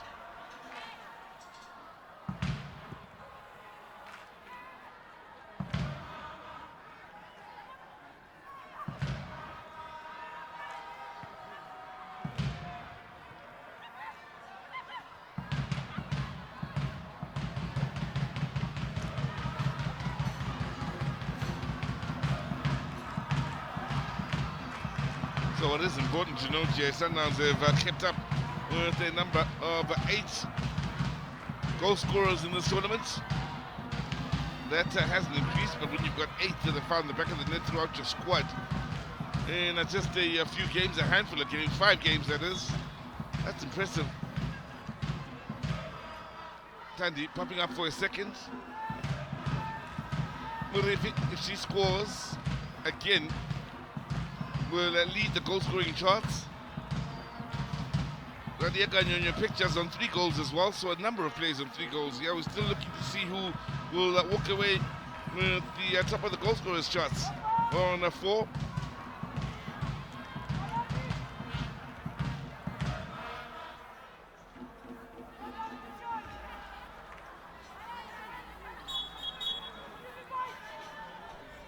Well, Bufilo Rancho came on here as a substitute, you'll remember, for the injured Hiduganya earlier on. Now, Bufilo Rancho, having played 10 minutes before today, and added on to that today, will be substituted here 10 minutes into the second half. So the substitute is substituted, and it's Babu Angada that comes on in a place. I do believe it's the second time we've seen this in this tournament, where a player that's coming off the bench is substituted. Mali.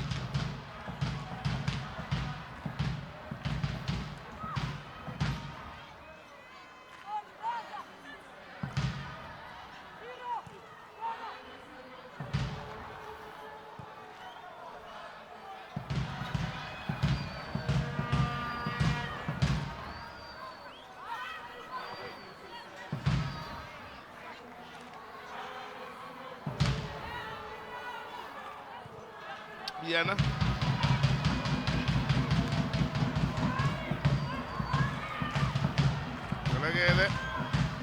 Trying to through ball there for the run from team that had come in from the latest goal scorer for Mamelodi Sundowns, that being Tandy.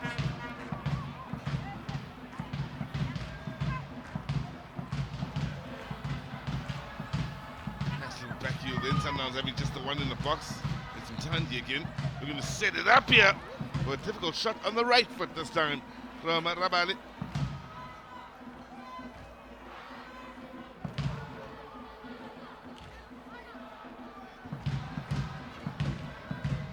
Man. Nice back heel. Rabali determined to keep it moving, and there you go with the left foot. Ends the goods out of Bame Mugime, who has the save.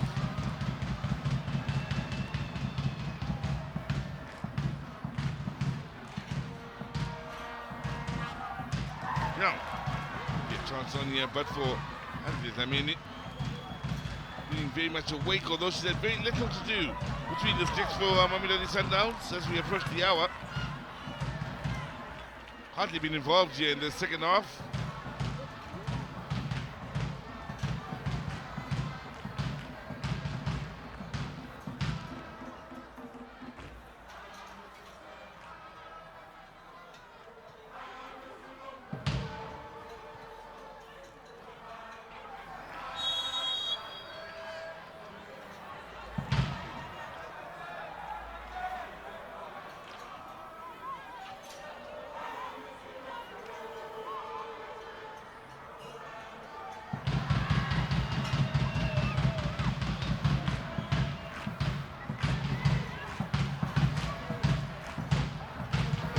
With numbers in the box here. Coming on the far side now. We'll serve it up for Rabale, couldn't quite find her. Still kept alive by Mali here. Along with Tandy.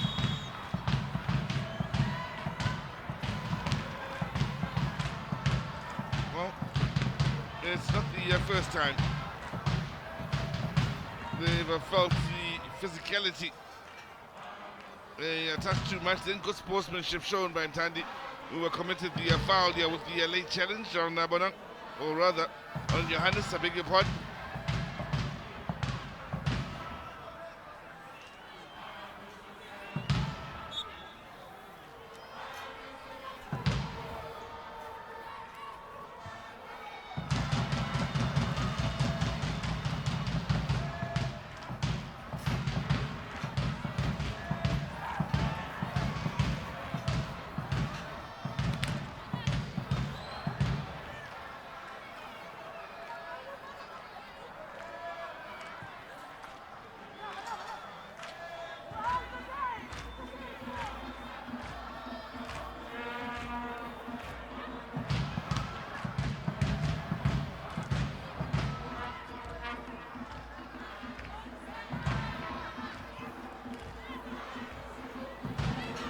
Montament. Committed the foul then. After trying the skillful bits to get the better of Makubela.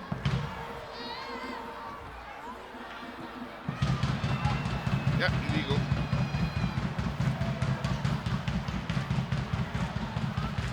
Very little service in that will be a frustrating hour of play for double action ladies and continues to be frustrating in that regard.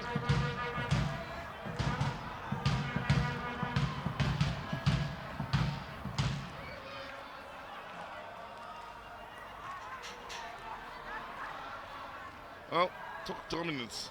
Just a goal 11 for Sundowns to the 1 from double action ladies. Just the 1. 4 on target for Sundowns. No save necessary as yet for Anthony Zamini.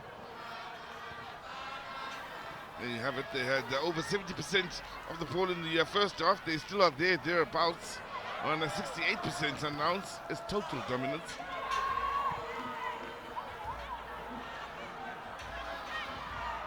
She's quick. She's very quick. There's a Mamelodi feet. We nearly found Rabadi.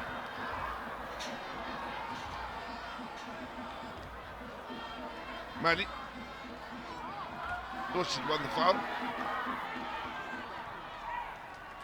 That's what's impressive with Sundowns. What you just saw from Tandy now, it's not just about the skillful way they are about going forward. Also, they put in the shift defensively and are working extremely hard to ensure the opposition doesn't or isn't allowed to really find their rhythm. It's a very good side. Double action ladies, from what you've seen in their games against other opponents, they are looking a shadow of themselves here inside 63 minutes of play.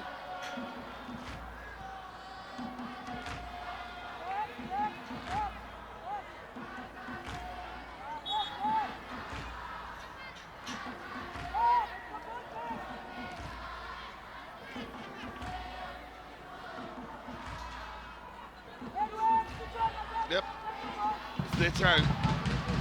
Every day they've had moments where they get into songs with their youngsters and we just sit back and enjoy it. Now, could be a chance on that far side. That's for the decision going against double action ladies.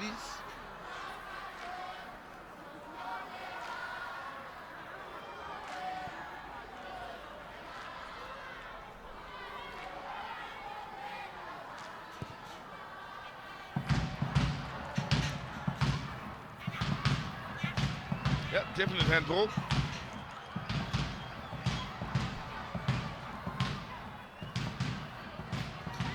Hand of a young goddess.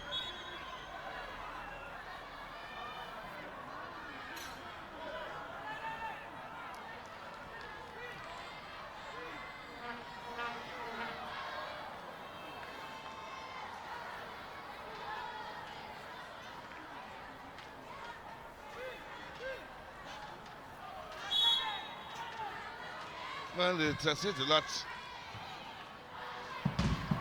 for South African football, I think, currently, as things stand in its entirety from a women's point of view.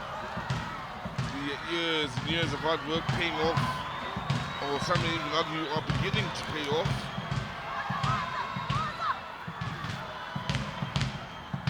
And so there have certainly been plenty of years put into women's football. South Africa right now finding themselves sitting top of the women's world, and as far as the continent goes on the international stage. Sundowns a couple of years ago were top of the African continent in as far as the club stage goes. So South African football, things are looking rosy right now. The FIFA Women's World Cup just happened and South Africa went beyond the group stages. They are currently living the dream, South Africa, at both club and international level in a women's game on the continent, and it's reflective with the games that have been played here, just how dominant Sundowns have been over the last 2-3 years, how dominant they continue to be, and it'll be interesting seeing them out in Cote d'Ivoire later on in the year to see how they will fare, Sundowns, against some of the best club sides the continent has to offer. As it stands, they will be Southern Africa's representatives in Cote d'Ivoire, the main event, the Women's Champions League.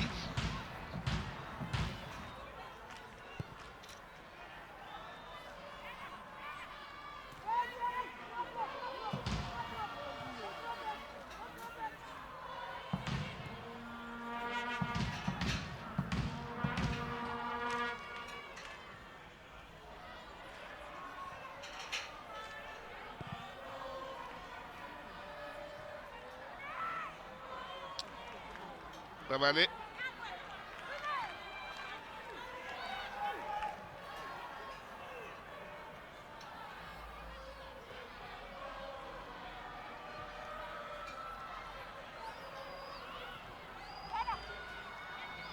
Diana. Kulagele. Murifi, that's a lovely pass. Just offside is Murifi.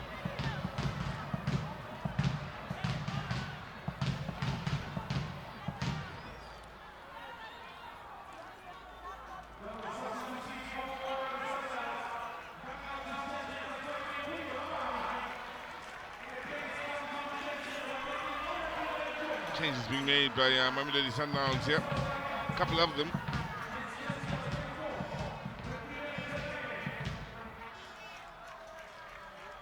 Mugwena just done for Mali. And Tolagele making way as well with Macheco operating out wide on the right side.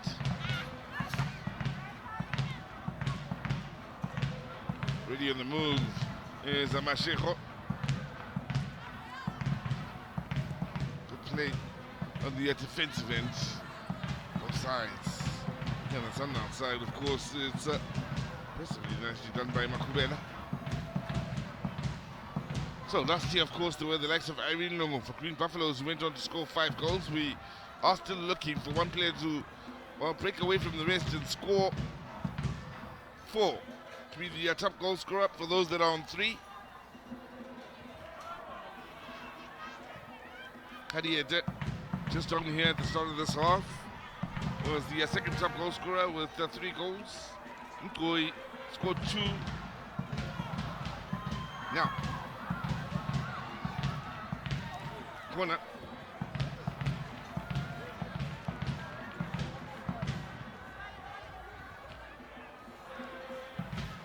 With the likes of Mulenga and Chanda and Nyanyang who were impressed. Minis, of course, scored last year, scored again a couple this year. Bonang, likewise. Munkameti, not forgetting Rodiganyo.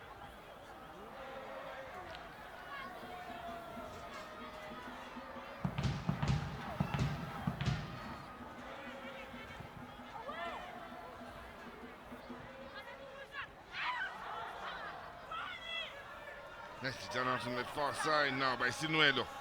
Not too much in the way of options up ahead of her. That's when the throw in.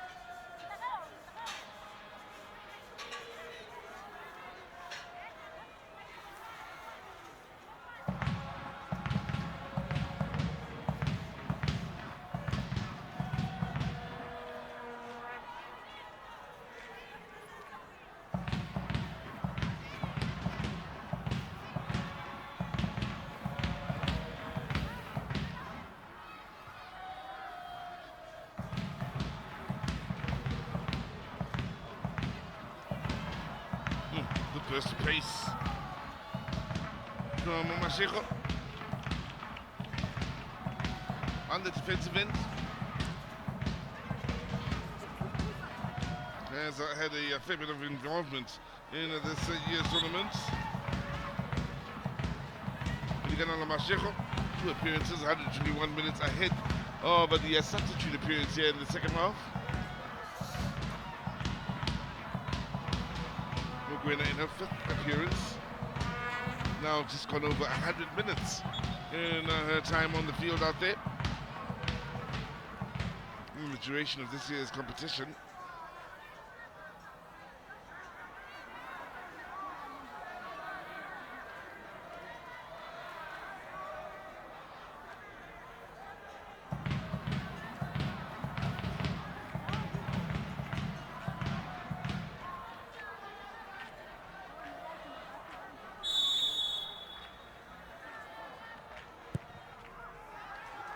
It's a chance. Oh, saved by Andy Damini in what's first tested with the test coming in from Redia Ganyo.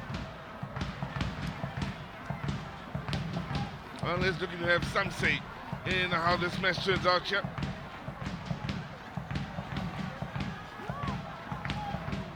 Was dipping, couldn't be ignored by Andy Damini.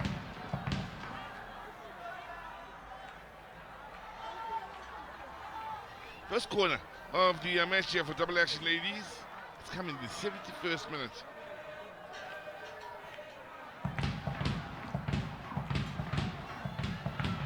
Burefi.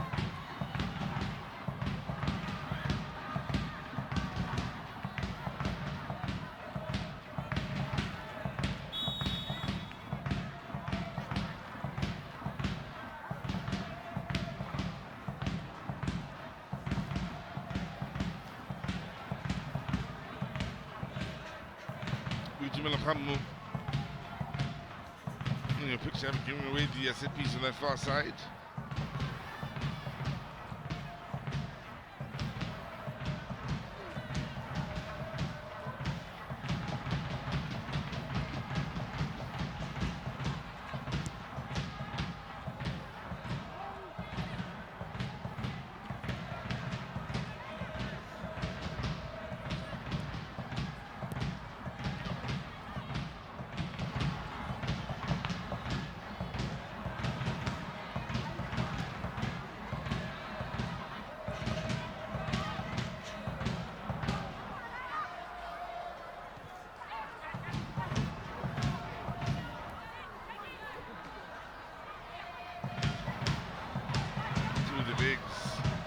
Ratari. Double Action Ladies with themselves a set piece out on the far side.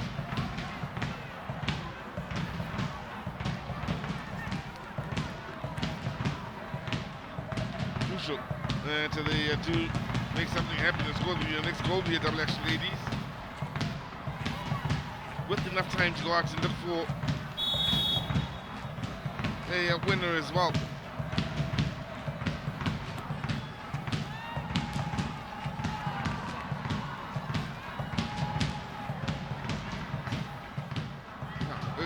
Then the run started and the flag is stay down.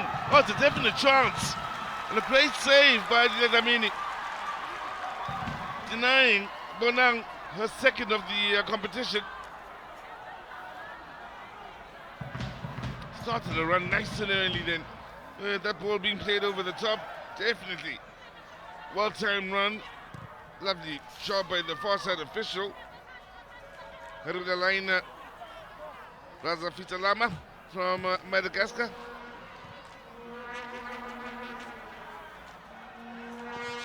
Pressure on Hamu. Still able to find Hangara. Masheko. Makubet.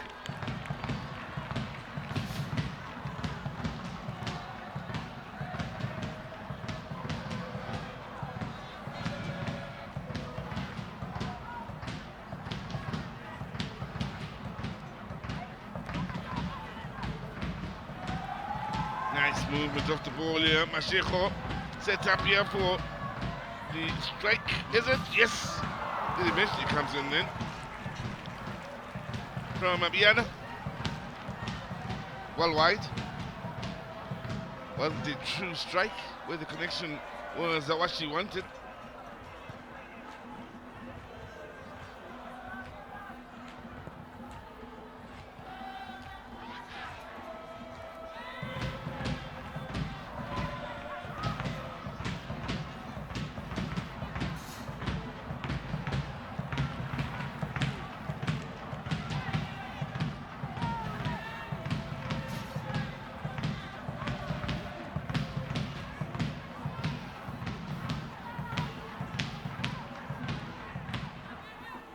Mugwena.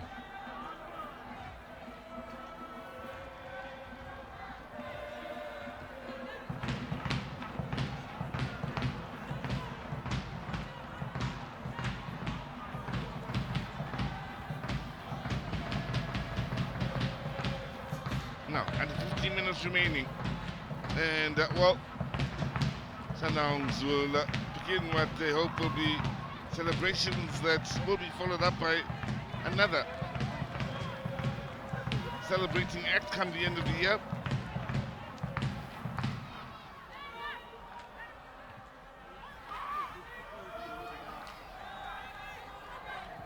Looking to conquer the region before hoping to go out and conquer the entire continent. As Murifi's done well and getting to the byline and overcooks the cross this time. Masheko will keep it alive.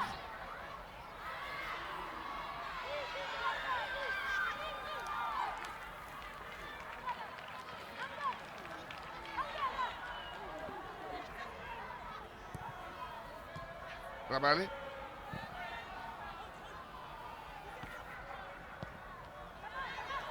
Tandy to Biana. Mugwena.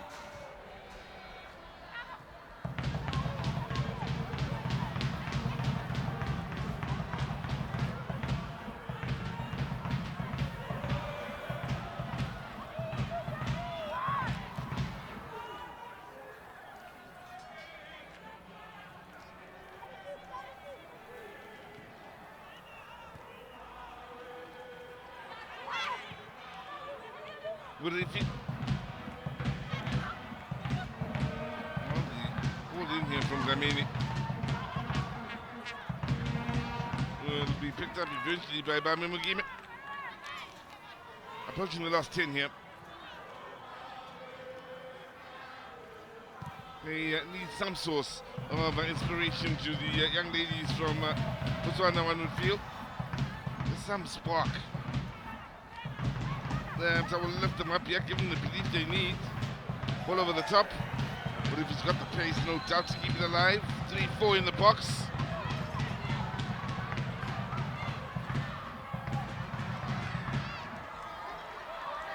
Read that before. Double action ladies. So here they are on the counter attack now. 1-2. Well, needed. That would be at her very best. At the expense of a throw in.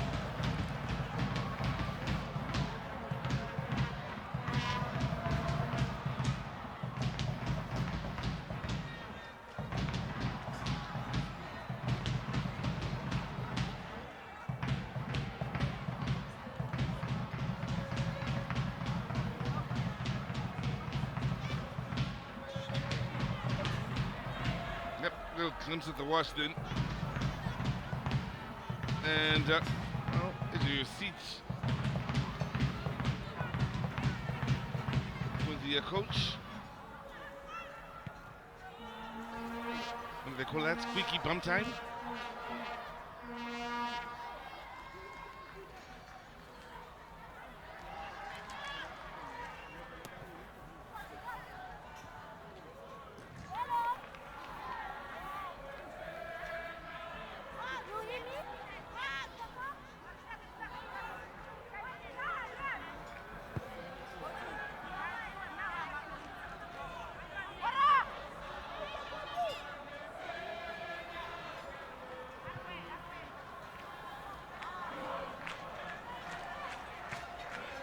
That's Mugwena. Easily one back here until it was given away just as easily by Johannes. Happened all too often. The unforced errors in their game here for double action ladies hasn't allowed them to establish any rhythm whatsoever in this game. Mugwena. Again, another wayward pass. Biana. Looking for Ramade! Keeper's done enough to put her off. Feels there should be a penalty.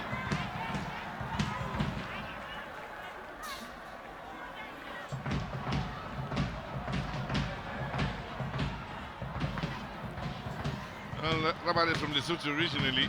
The match referee, Teboeleng Sitoko from Lesotho. No problem in understanding between the two.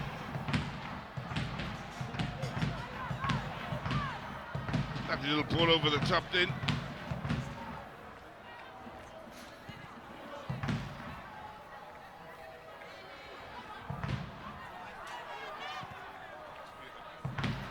Now, taken nicely initially then by Radia Ganya. And in the end, it was Dapper there to take it away from her. Murithi. Just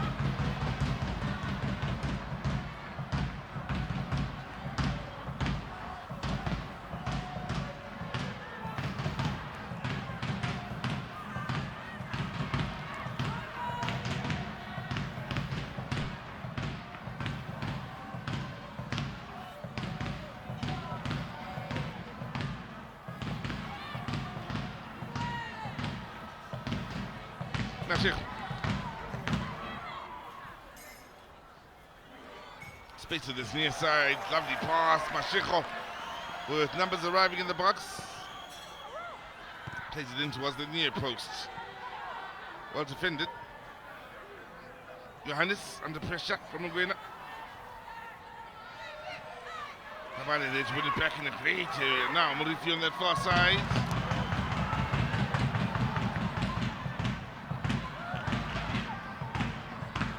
Nguena.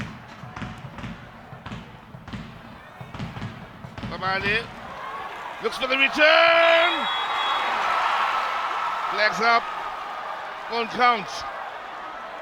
Well, it looked another beauty of a goal in the way it was created, but the Lesotho International straying into an offside position here,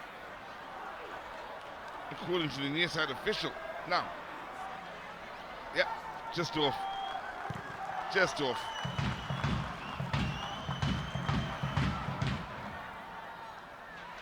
So, last, 8 or 7 minutes, they're still there, beating the drum, celebrating with Sundowns here. They look to stay with them and help them lift the trophy later on in the afternoon as champions of Southern Africa.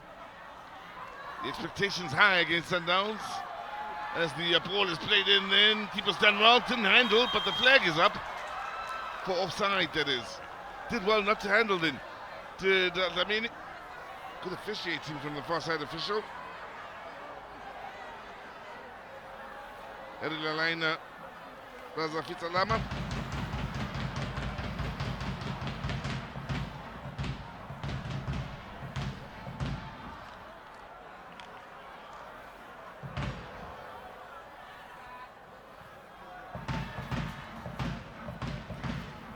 Expectations high, not just in the domestic game for Sundowns men's and ladies, but they are expected to do well on the continent as well.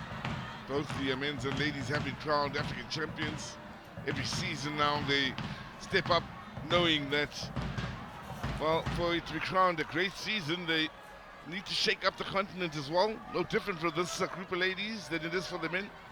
For it to be crowned a great season, they need to shake up the continent. So that's what they're in the process of doing right now with 6 minutes remaining here. They've shook up Southern Africa and are on their way to be crowned the COSAFA champions and to represent the region with the very best in Cote d'Ivoire in November.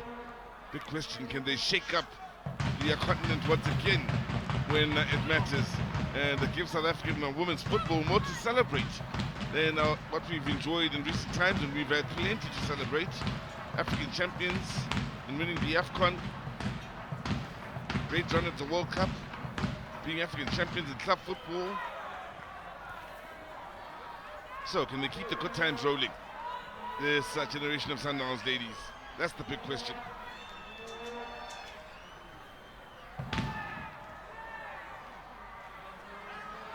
Nguena.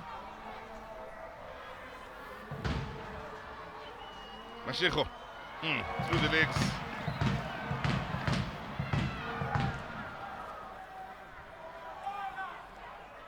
Well, there's one back in the great area here as the Sundowns push on. Mashiko. Babale.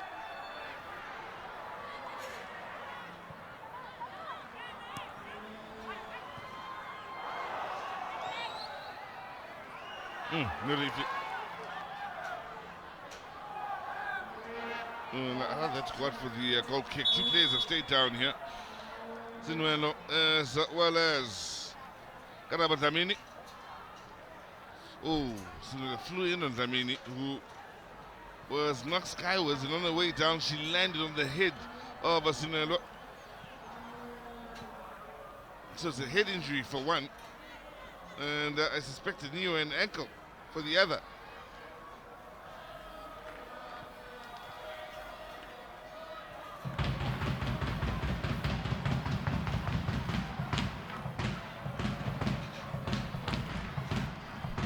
Couple of changes coming up here for Mamelodi Sundowns whilst the two ladies are being worked on.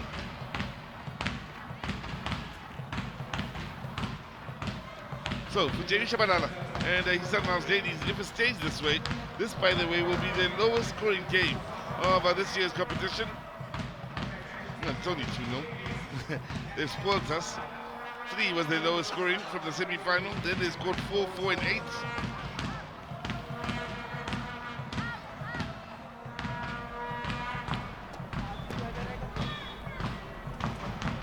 Still a step forward for Philemon Makwengwe and football out in Botswana from a ladies' point of view, reaching their first final.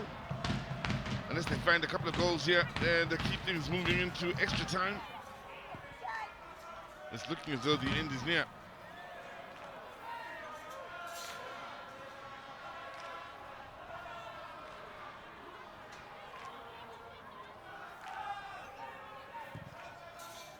Johannes.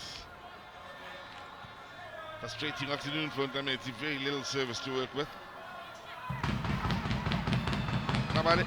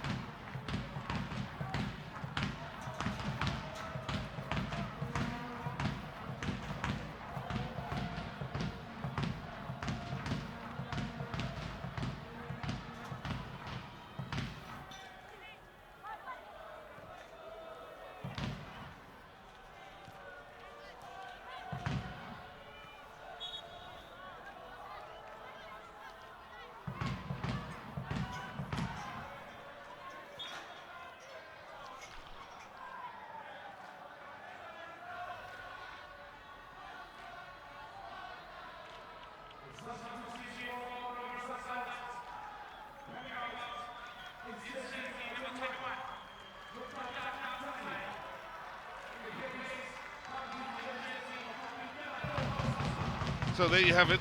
Minis will come on, as will Khasako. 3 goals now Minis has scored over the last couple of years in this competition. Tandy, next way, with a couple of goals scored this year, which will be memorable for him. Khasako.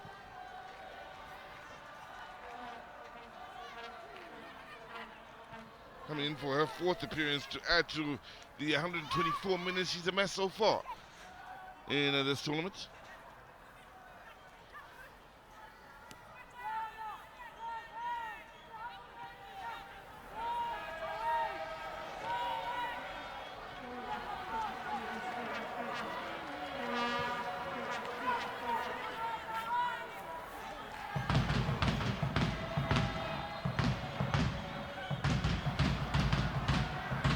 Is Military on the far side, just run out of space. So it'll be interesting to see once the awards come up at the end of the day who walks away with more influential decisions like player of the tournament as such. I do believe Military should be in that discussion. Has had a great time in this tournament. Mentioned the coach has scored 3 of them. She's amongst the many that have scored 3 goals. And on top of that, 5 assists? We certainly should be in that discussion, and maybe very well will be. We'll find out later on. What will be interesting is seeing the top goal scorers award shared by the number of ladies on 3 goals that include now Murefi,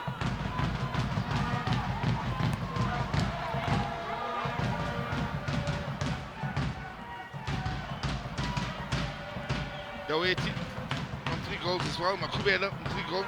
Koi on 3 goals. Otamete from Double Action Ladies as well as Radiagan on 3 goals. So that's a long list of top goal scorers.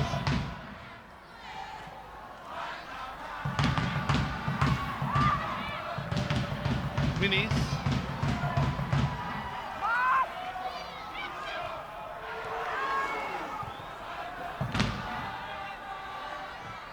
Challenge by Mugwin.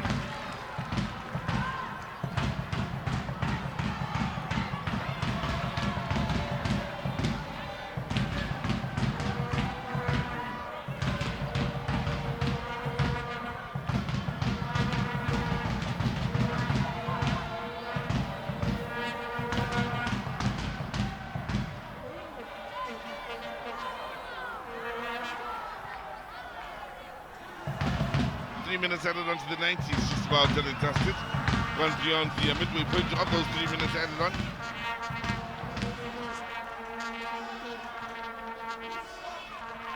Mugwena.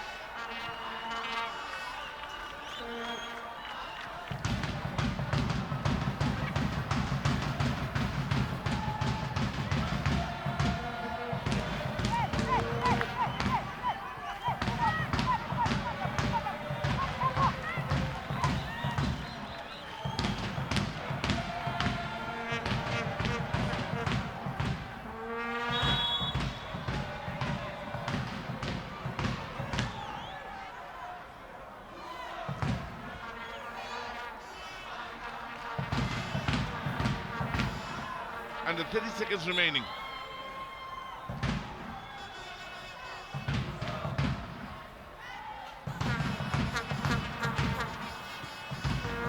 Celebrations will begin. And the fans haven't left at all. Keep in mind now with time well into the time added on, they're still there, still in their numbers. Maybe a few now beginning to make their way towards the exit. Top of your picture. There's a few now moving to the left of your picture, right at the top.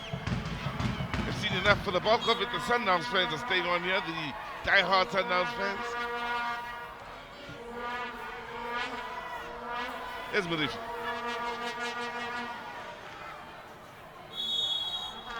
Mamelodi Sundowns are the COSAFA champions for yet another year. On their quest to rubbing shoulders and competing with the very best on the continent in an effort to be crowned the African champions at the end of it all come November in Cote d'Ivoire.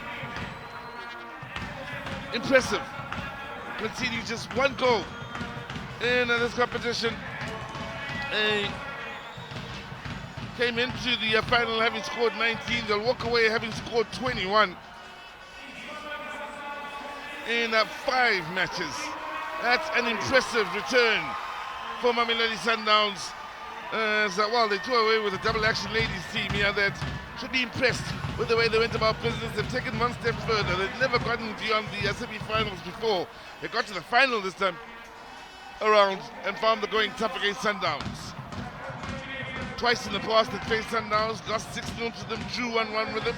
They lose 2-0 to them this time around to the young ladies from Botswana, but still progress made in taking a giant step forward in the growth of football in Botswana.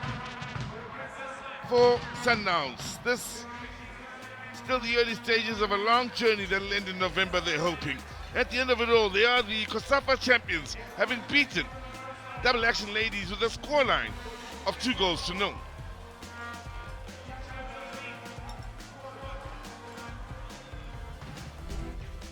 Durban is missing you.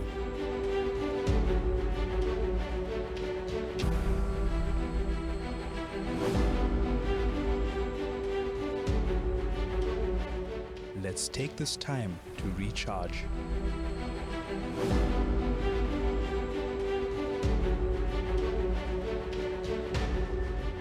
Durban is waiting to welcome you after lockdown. Be energized by the ocean, beach and bush. Discover Durban's adventures and tranquility. Play on the promenade and put the fun back in your life. Enjoy a township experience. Do the Inanda Heritage Trail explore Durban's cultural diversity. Stay at home and plan to create new memories. Visit Durban Online, Durban's warm hospitality.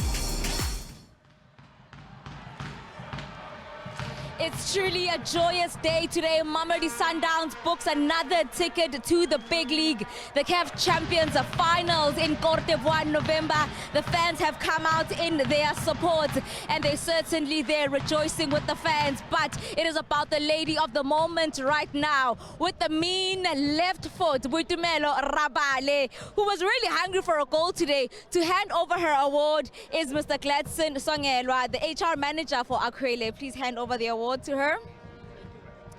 Thank you so much, Baba. Boitumelo, you look at the semi-final. You almost opened the scoreline with that mean strike.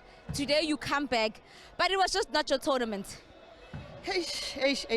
Tournament in the tough. All the teams that the battle qualifier who are kept, but luckily enough, Sundowns they qualify as a team. We won a young Papa Diallo today. In the tough because in the game a designer now give a man by Uncle Ivory Coast who represent Africa. So in the tough whole because often I never qualify. What does this mean for you guys? A third Champions League ticket. O bolela gore re capable gore ka go tla re winner CAF e re lositseng trophy at Tempe. Congratulations to me. Thank you. Boitumelo Rabale, she is the player of the match today, the player with the mean left foot. Joining me now is the winning coach. Coach, we know the Sundowns fans, they never disappoint when it comes to support. The team is there, but what does this occasion right now mean to you? If you can step just a bit closer to me, Coach, what does this mean to you right now? No, look, our supporters, they have never disappointed us before. You know, I've said it before, they always come and give us wings, you know, and today they came in numbers, like I've asked them to come in numbers, and we really appreciate. Look, today's game, you know, it's one of those games that we needed the most. But, you know, overall, you know, I wasn't happy the way we've played. We could have done better. If you play against a team that gives you so much respect and you can't punish them as early as possible, it's worrying. Was it that defensive low block that they had from the onset that really at moments just you struggle to sort of penetrate as well? Yeah, look, it's frustrating to play against a low block, but like I said to the players, the more the team plays the low block, we better play more in their half, you know, so that we can cause more danger. We've tried to stretch them with Tony Murifi and Kunjula Mali, but it was a pity that the other number 8 and 10 they were not adding more number into their defense so that they could occupy their centre backs. You know, second half I tried to say, look, Queen and Nontantam, you need to come to those spaces so that we can have those 1-2 the combination plays.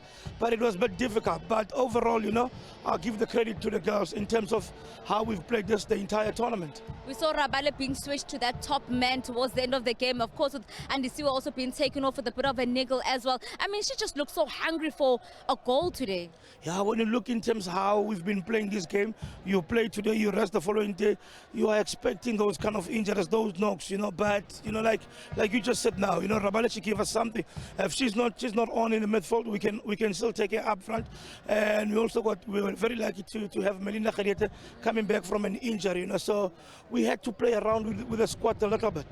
So you say that you're not happy. Do you feel like your team did not keep their tactical discipline and maybe they didn't keep their shape today? Yeah, especially centrally. You know, there are a couple of few balls that we rushed to play those balls, especially from Kolosa. But I said it before that as soon as she gets used to how we play, you know, we're gonna have a gem and Kolosa Biana and the likes of Oratlim who comes in all the time to try and stabilize the game. You know, so we've got competition in our team.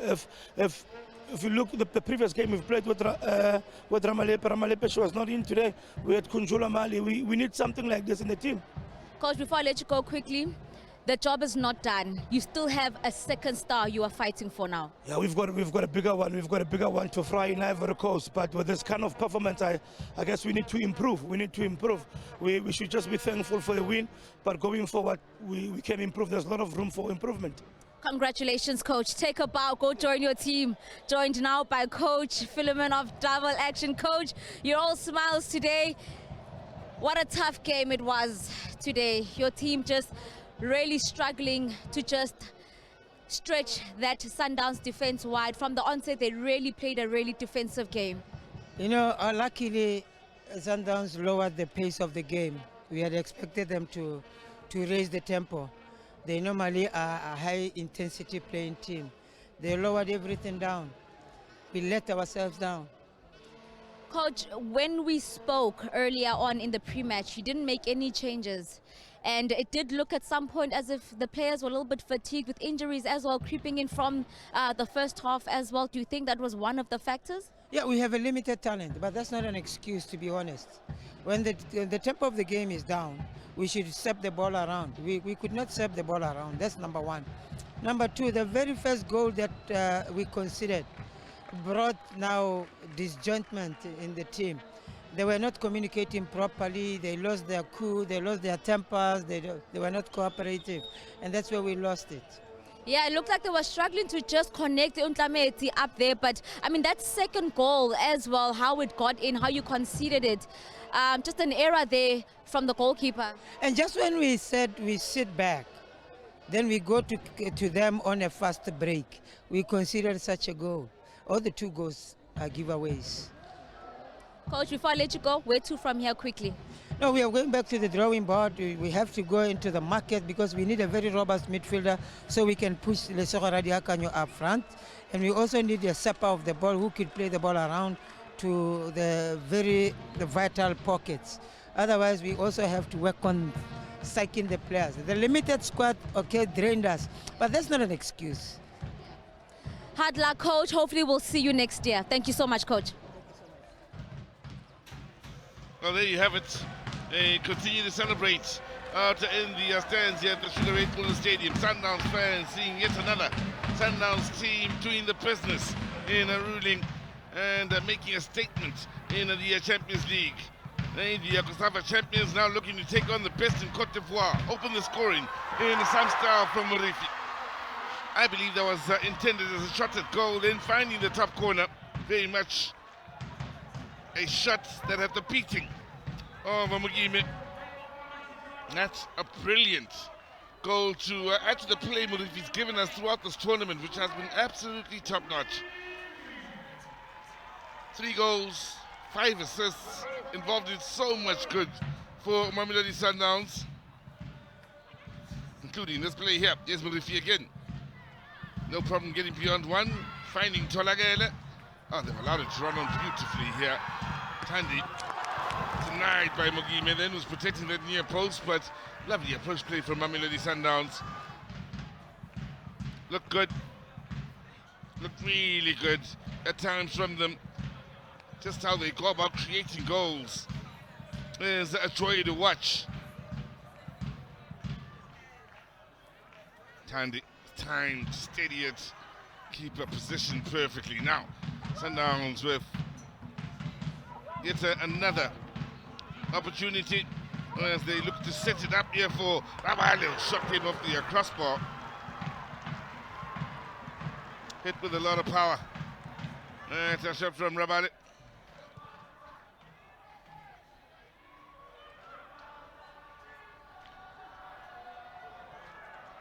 Terribly unlucky to hit the wrong side of the bar, and it looked as though Bamemugime was beaten hands down. And it's Modifi again on that far side. Beats one, make it two. And her shots denied by the keeper. Confusion defensively here. Miley can't get hers on target. And the error made by Mamelodi allows Tandy's shot to sneak under her for a second goal here for Mamelodi Sundowns. And at that point, with the 2-goal cushion, they were very much in the driving seat. But again, Modifi involved in everything good Mamelodi Sundowns do from that left side.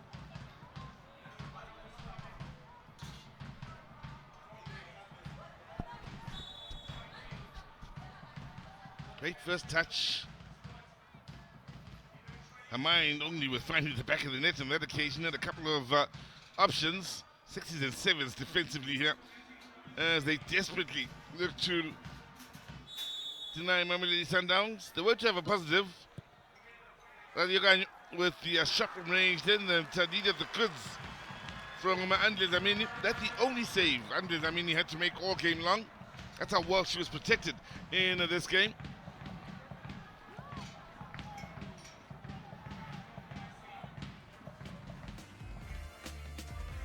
So, absolute dominance from Mamelodi Sundowns, and the numbers will back it up here. First half, they had over 70% of the ball.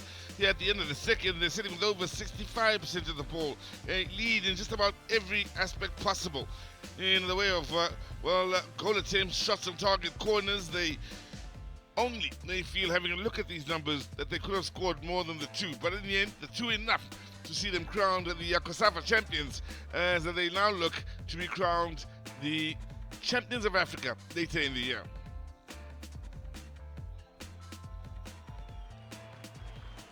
So the timing perfect now for the presentation to the end of it all here, as the Sundowns ladies have lined up here. And, well, after a good week and a half, with the likes of Costa del Sol doing themselves proud to be in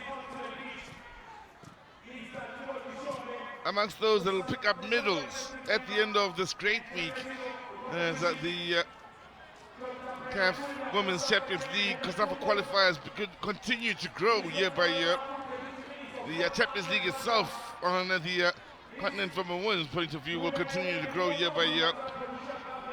But the very best in Southern Africa coming together then to ensure that we enjoyed a really positive week here at eThekwini, with COSAFA again hosting yet another successful tournament here at eThekwini.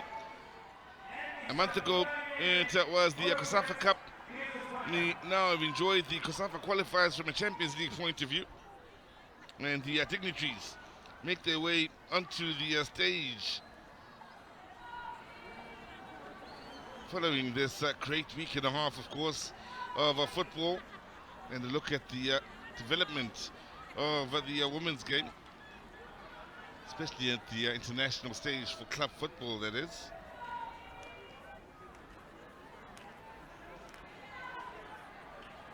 Dignitaries, the Honourable Premier of KZN, Dr. Mube, Minister of Sport, Arts and Culture, Minister Mafu, Councillor Sokobasi, Chairperson of Community Services Community, the KZN Ministry of Sports, Dr. Maslaba, COSAFA Organizing Committee Chairman, Dr. Timothy Shongwe, as well as SAFA KZN Chairman, Gwenza Ngwenya.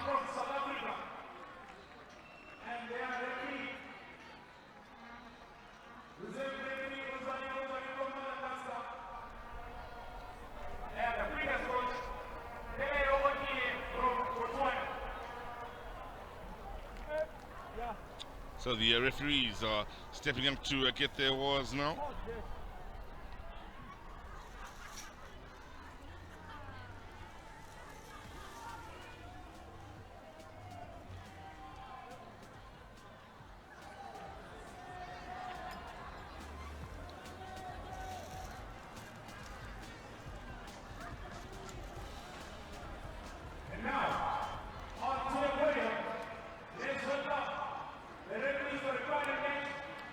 Initially was the referees for the third and fourth playoff that had stepped up. Sunyatsing Tsepe from Botswana, as well as Muneutau from South Africa, and Polotso Ngapara from Lesotho, as well as the fourth official Nonjabulo Ndlela from South Africa. Now, the referees from the final. Those that are stepping up. Dibuweleng Sitogo from Lesotho, as well as Nancy Kasitu of Zambia. Not forgetting Herelelaina Razafita Lama of Madagascar. And the fourth official is Enes Kumbo of Malawi. Great final they had. Great third and fourth playoff, and it should be said, the refereeing, which receives a lot of work and a lot of assistance from COSAFA in organizing referees courses where they look at matches before they are going to encounters, after they have their matches. This has been happening for a while now with every COSAFA tournament. We can see the development thereof in yet another well-officiated tournament where the refereeing is anything but a talking point at the end of the finals and the week-long tournament.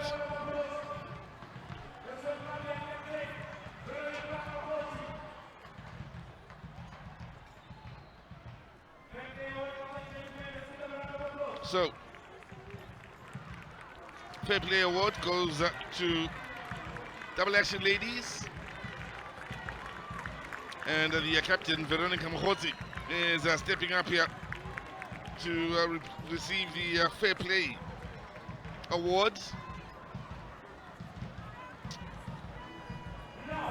We'll be happy with that, following their best showing in these COSAFA qualifiers for the Champions League.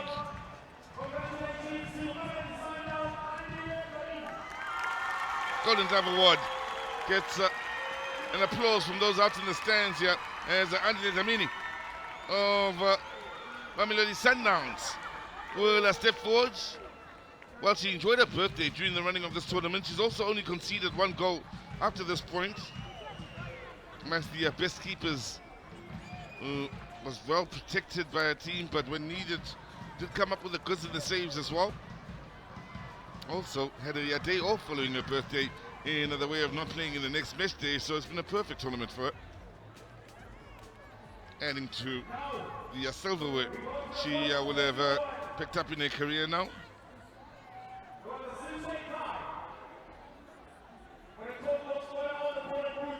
Golden Boot to the six-way tie.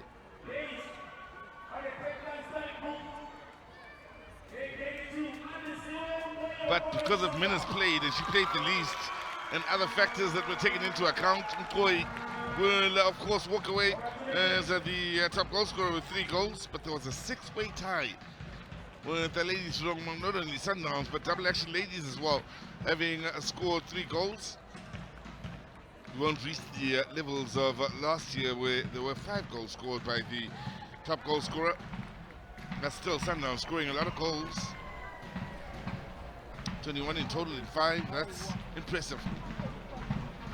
And a goal scored by 8 different players at Mamelodi Sundowns, which is also rather impressive.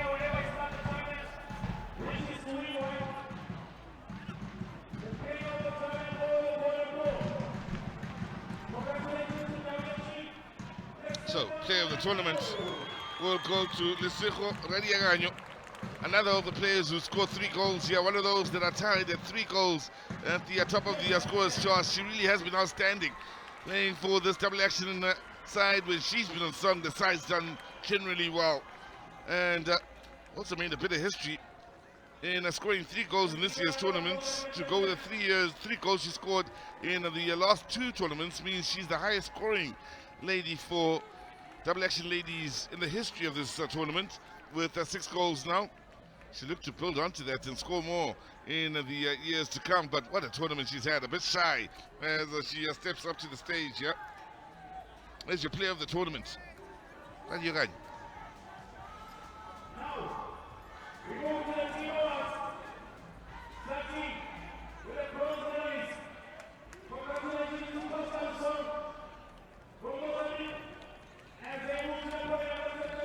Well, Costa del Sol came through last year, found the going tough in this tournament. Scoring goals was tough, winning games was tough, and they improved upon that drastically in this year's tournament and went on to the semi-finals. Lost out, of course, in the tough semi-final, and then responded by getting themselves a place in the 3rd place playoff, and going on to beat the outgoing champions in Green Buffaloes. So a stunning job done by Costa del Sol as some of their players step up here. Of course, they will leave us with some memories. The likes of Albertina Ponja, the captain, with a few assists and 2 goals. Not forgetting Kazembe, who went on to score in the 3rd and 4th playoff, operating in the middle of the park alongside Chingweleze. Those two exciting to watch when things are going their way.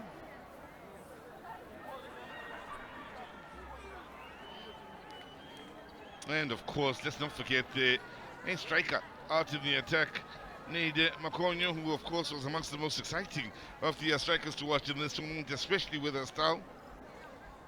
Hard-working as the technical team comes through now. The head coach, Ismail Abdullah, who's assisted by Sarah Jacob Simona. Second assistant coach is Andre Makamo. Zalia Ali is the head of the delegation. João Paul Napanga, the team staff, and Edelson Banze, the equipment manager.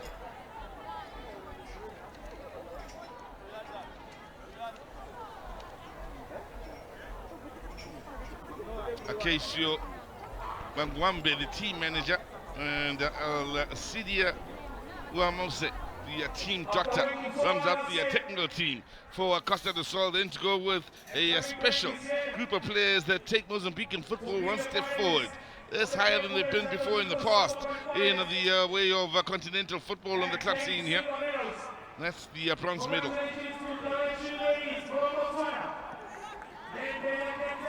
So whilst Mozambican football has taken a step in the right direction, the same can be said for football in Botswana. And that's thanks to Double Action Ladies, twice semi-finalists. They finished with the bronze medals last time around. They've taken one step further, this time getting themselves into a final. Yes, they're going tough against Mamelodi Sundowns, but still they take the prisoners and pick up the silver medals in a tournament where they conceded just one ahead of facing Mamelodi Sundowns in the final. That impressive. They really did look one of the best teams out there. A couple of players on 3 goals as well. Tied at the top with 4 other players on 6 goals. Lalikanyo, as you know, was one of them. The other, Ontlamete. And they had the likes of Ratari and Kenyadi as well as Mukhoti that were impressive. Bonang as well. Sinuelo, who forced her way into the starting 11 the further the tournament went.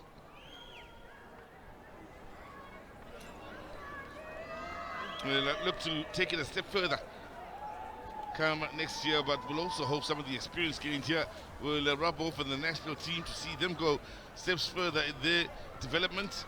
As far as football in Botswana, has had some great times in recent memory. Now the technical team led of course by Philemon Makwemwe, his assistant coach William Monene, Vincent Mafuta, the head of delegation, Gabo Sekwai, team officer, Pearl Tipe, the medical staff, part of the medical staff. And as well as Kabu Emmett, the safeguarding officer, Mwamba Nsebo, the team doctor, team manager, Dikeledi Nsoso, and Ikatolo Mudise, the equipment manager. That, of course, rounds up the technical team for our silver medalists, Double Action Ladies. Stepping up now, your gold medalist, led by Mugwena, who's having a party, having a good time of it as she leads the team onto the podium. Then Daweti, who picked up an injury ahead of the final, and amongst the top goal scorers, just behind the bucket hat or the sporty, as those from my generation call it. It's so much joy and so much to enjoy about the Sundowns side. Mali had a great time whether out on the right wing or in the central positions. And Goy, of course, scored goals. The same can be said for Minis, who will be stepping up to the podium soon. Also did catch on in the way of social media quite a bit, with a resemblance to a Brazilian great. Murifi, well, you can't say enough about her and her tournament. 3 goals, 5 assists, so many goal involvements in her play, and just so much good in just about everything she did. Wasija, the number 2 goalkeeper, if you will, did have a run in the group stages, but for the most part, it was all under the Damini. Of course, what is Sundowns without a cracker or two from Rijumelo Rabale? And she gave us one stunning goal. She hit the crossbar with 2 stunning crackers that were so unlucky. As the technical team, led by coach Jerry Shabalala, will now step forward. Agnes Mkosi, the assistant. Kokezo Shabalala, the goalkeeper coach. Matlapet, the Cocker, the head of delegation. Orneile, the Beth, the team media officer. There's another media officer in Zanokolo Mtinyani, Nkanyezi Nala. So is the team officers, the list of them. Vanessa Cosette, medical staff. Casey Oliver, team staff. Nokubanga Mbala, the equipment manager. Mpuo Mabue, the team manager. Nokuva Makai, the team doctor. Mukhayeshi Onika Nong, the physiotherapist. And Charles Mochieng, the safeguarding officer. Now we've gone through the team behind the team. When you put it all together, it means success. Not only on the local scene, it means success in Southern Africa. And for this team that once again is crowned the Southern African champions, the former African champions will hope to be on their way to being crowned African champions later on in the year in Cote d'Ivoire come November. But for now, the focus very much on the achievements of today.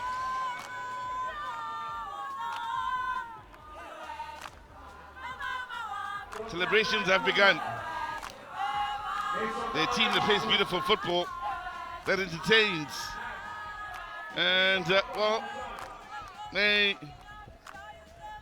have returned to where they belong after losing out in the final last year. It is they that will start to have their fingers on this trophy and their fingerprints on it as well. Ladies and gentlemen, we take our hats off to a team from Southern Africa that hopes to push on through to be crowned the champions of Africa. For now, they begin their celebrations with Dapo now, about to kickstart them. And we, here in the COSAFA region, salute your CAF Women's Champions League COSAFA qualifying champions. That is Mamelodi Sundowns.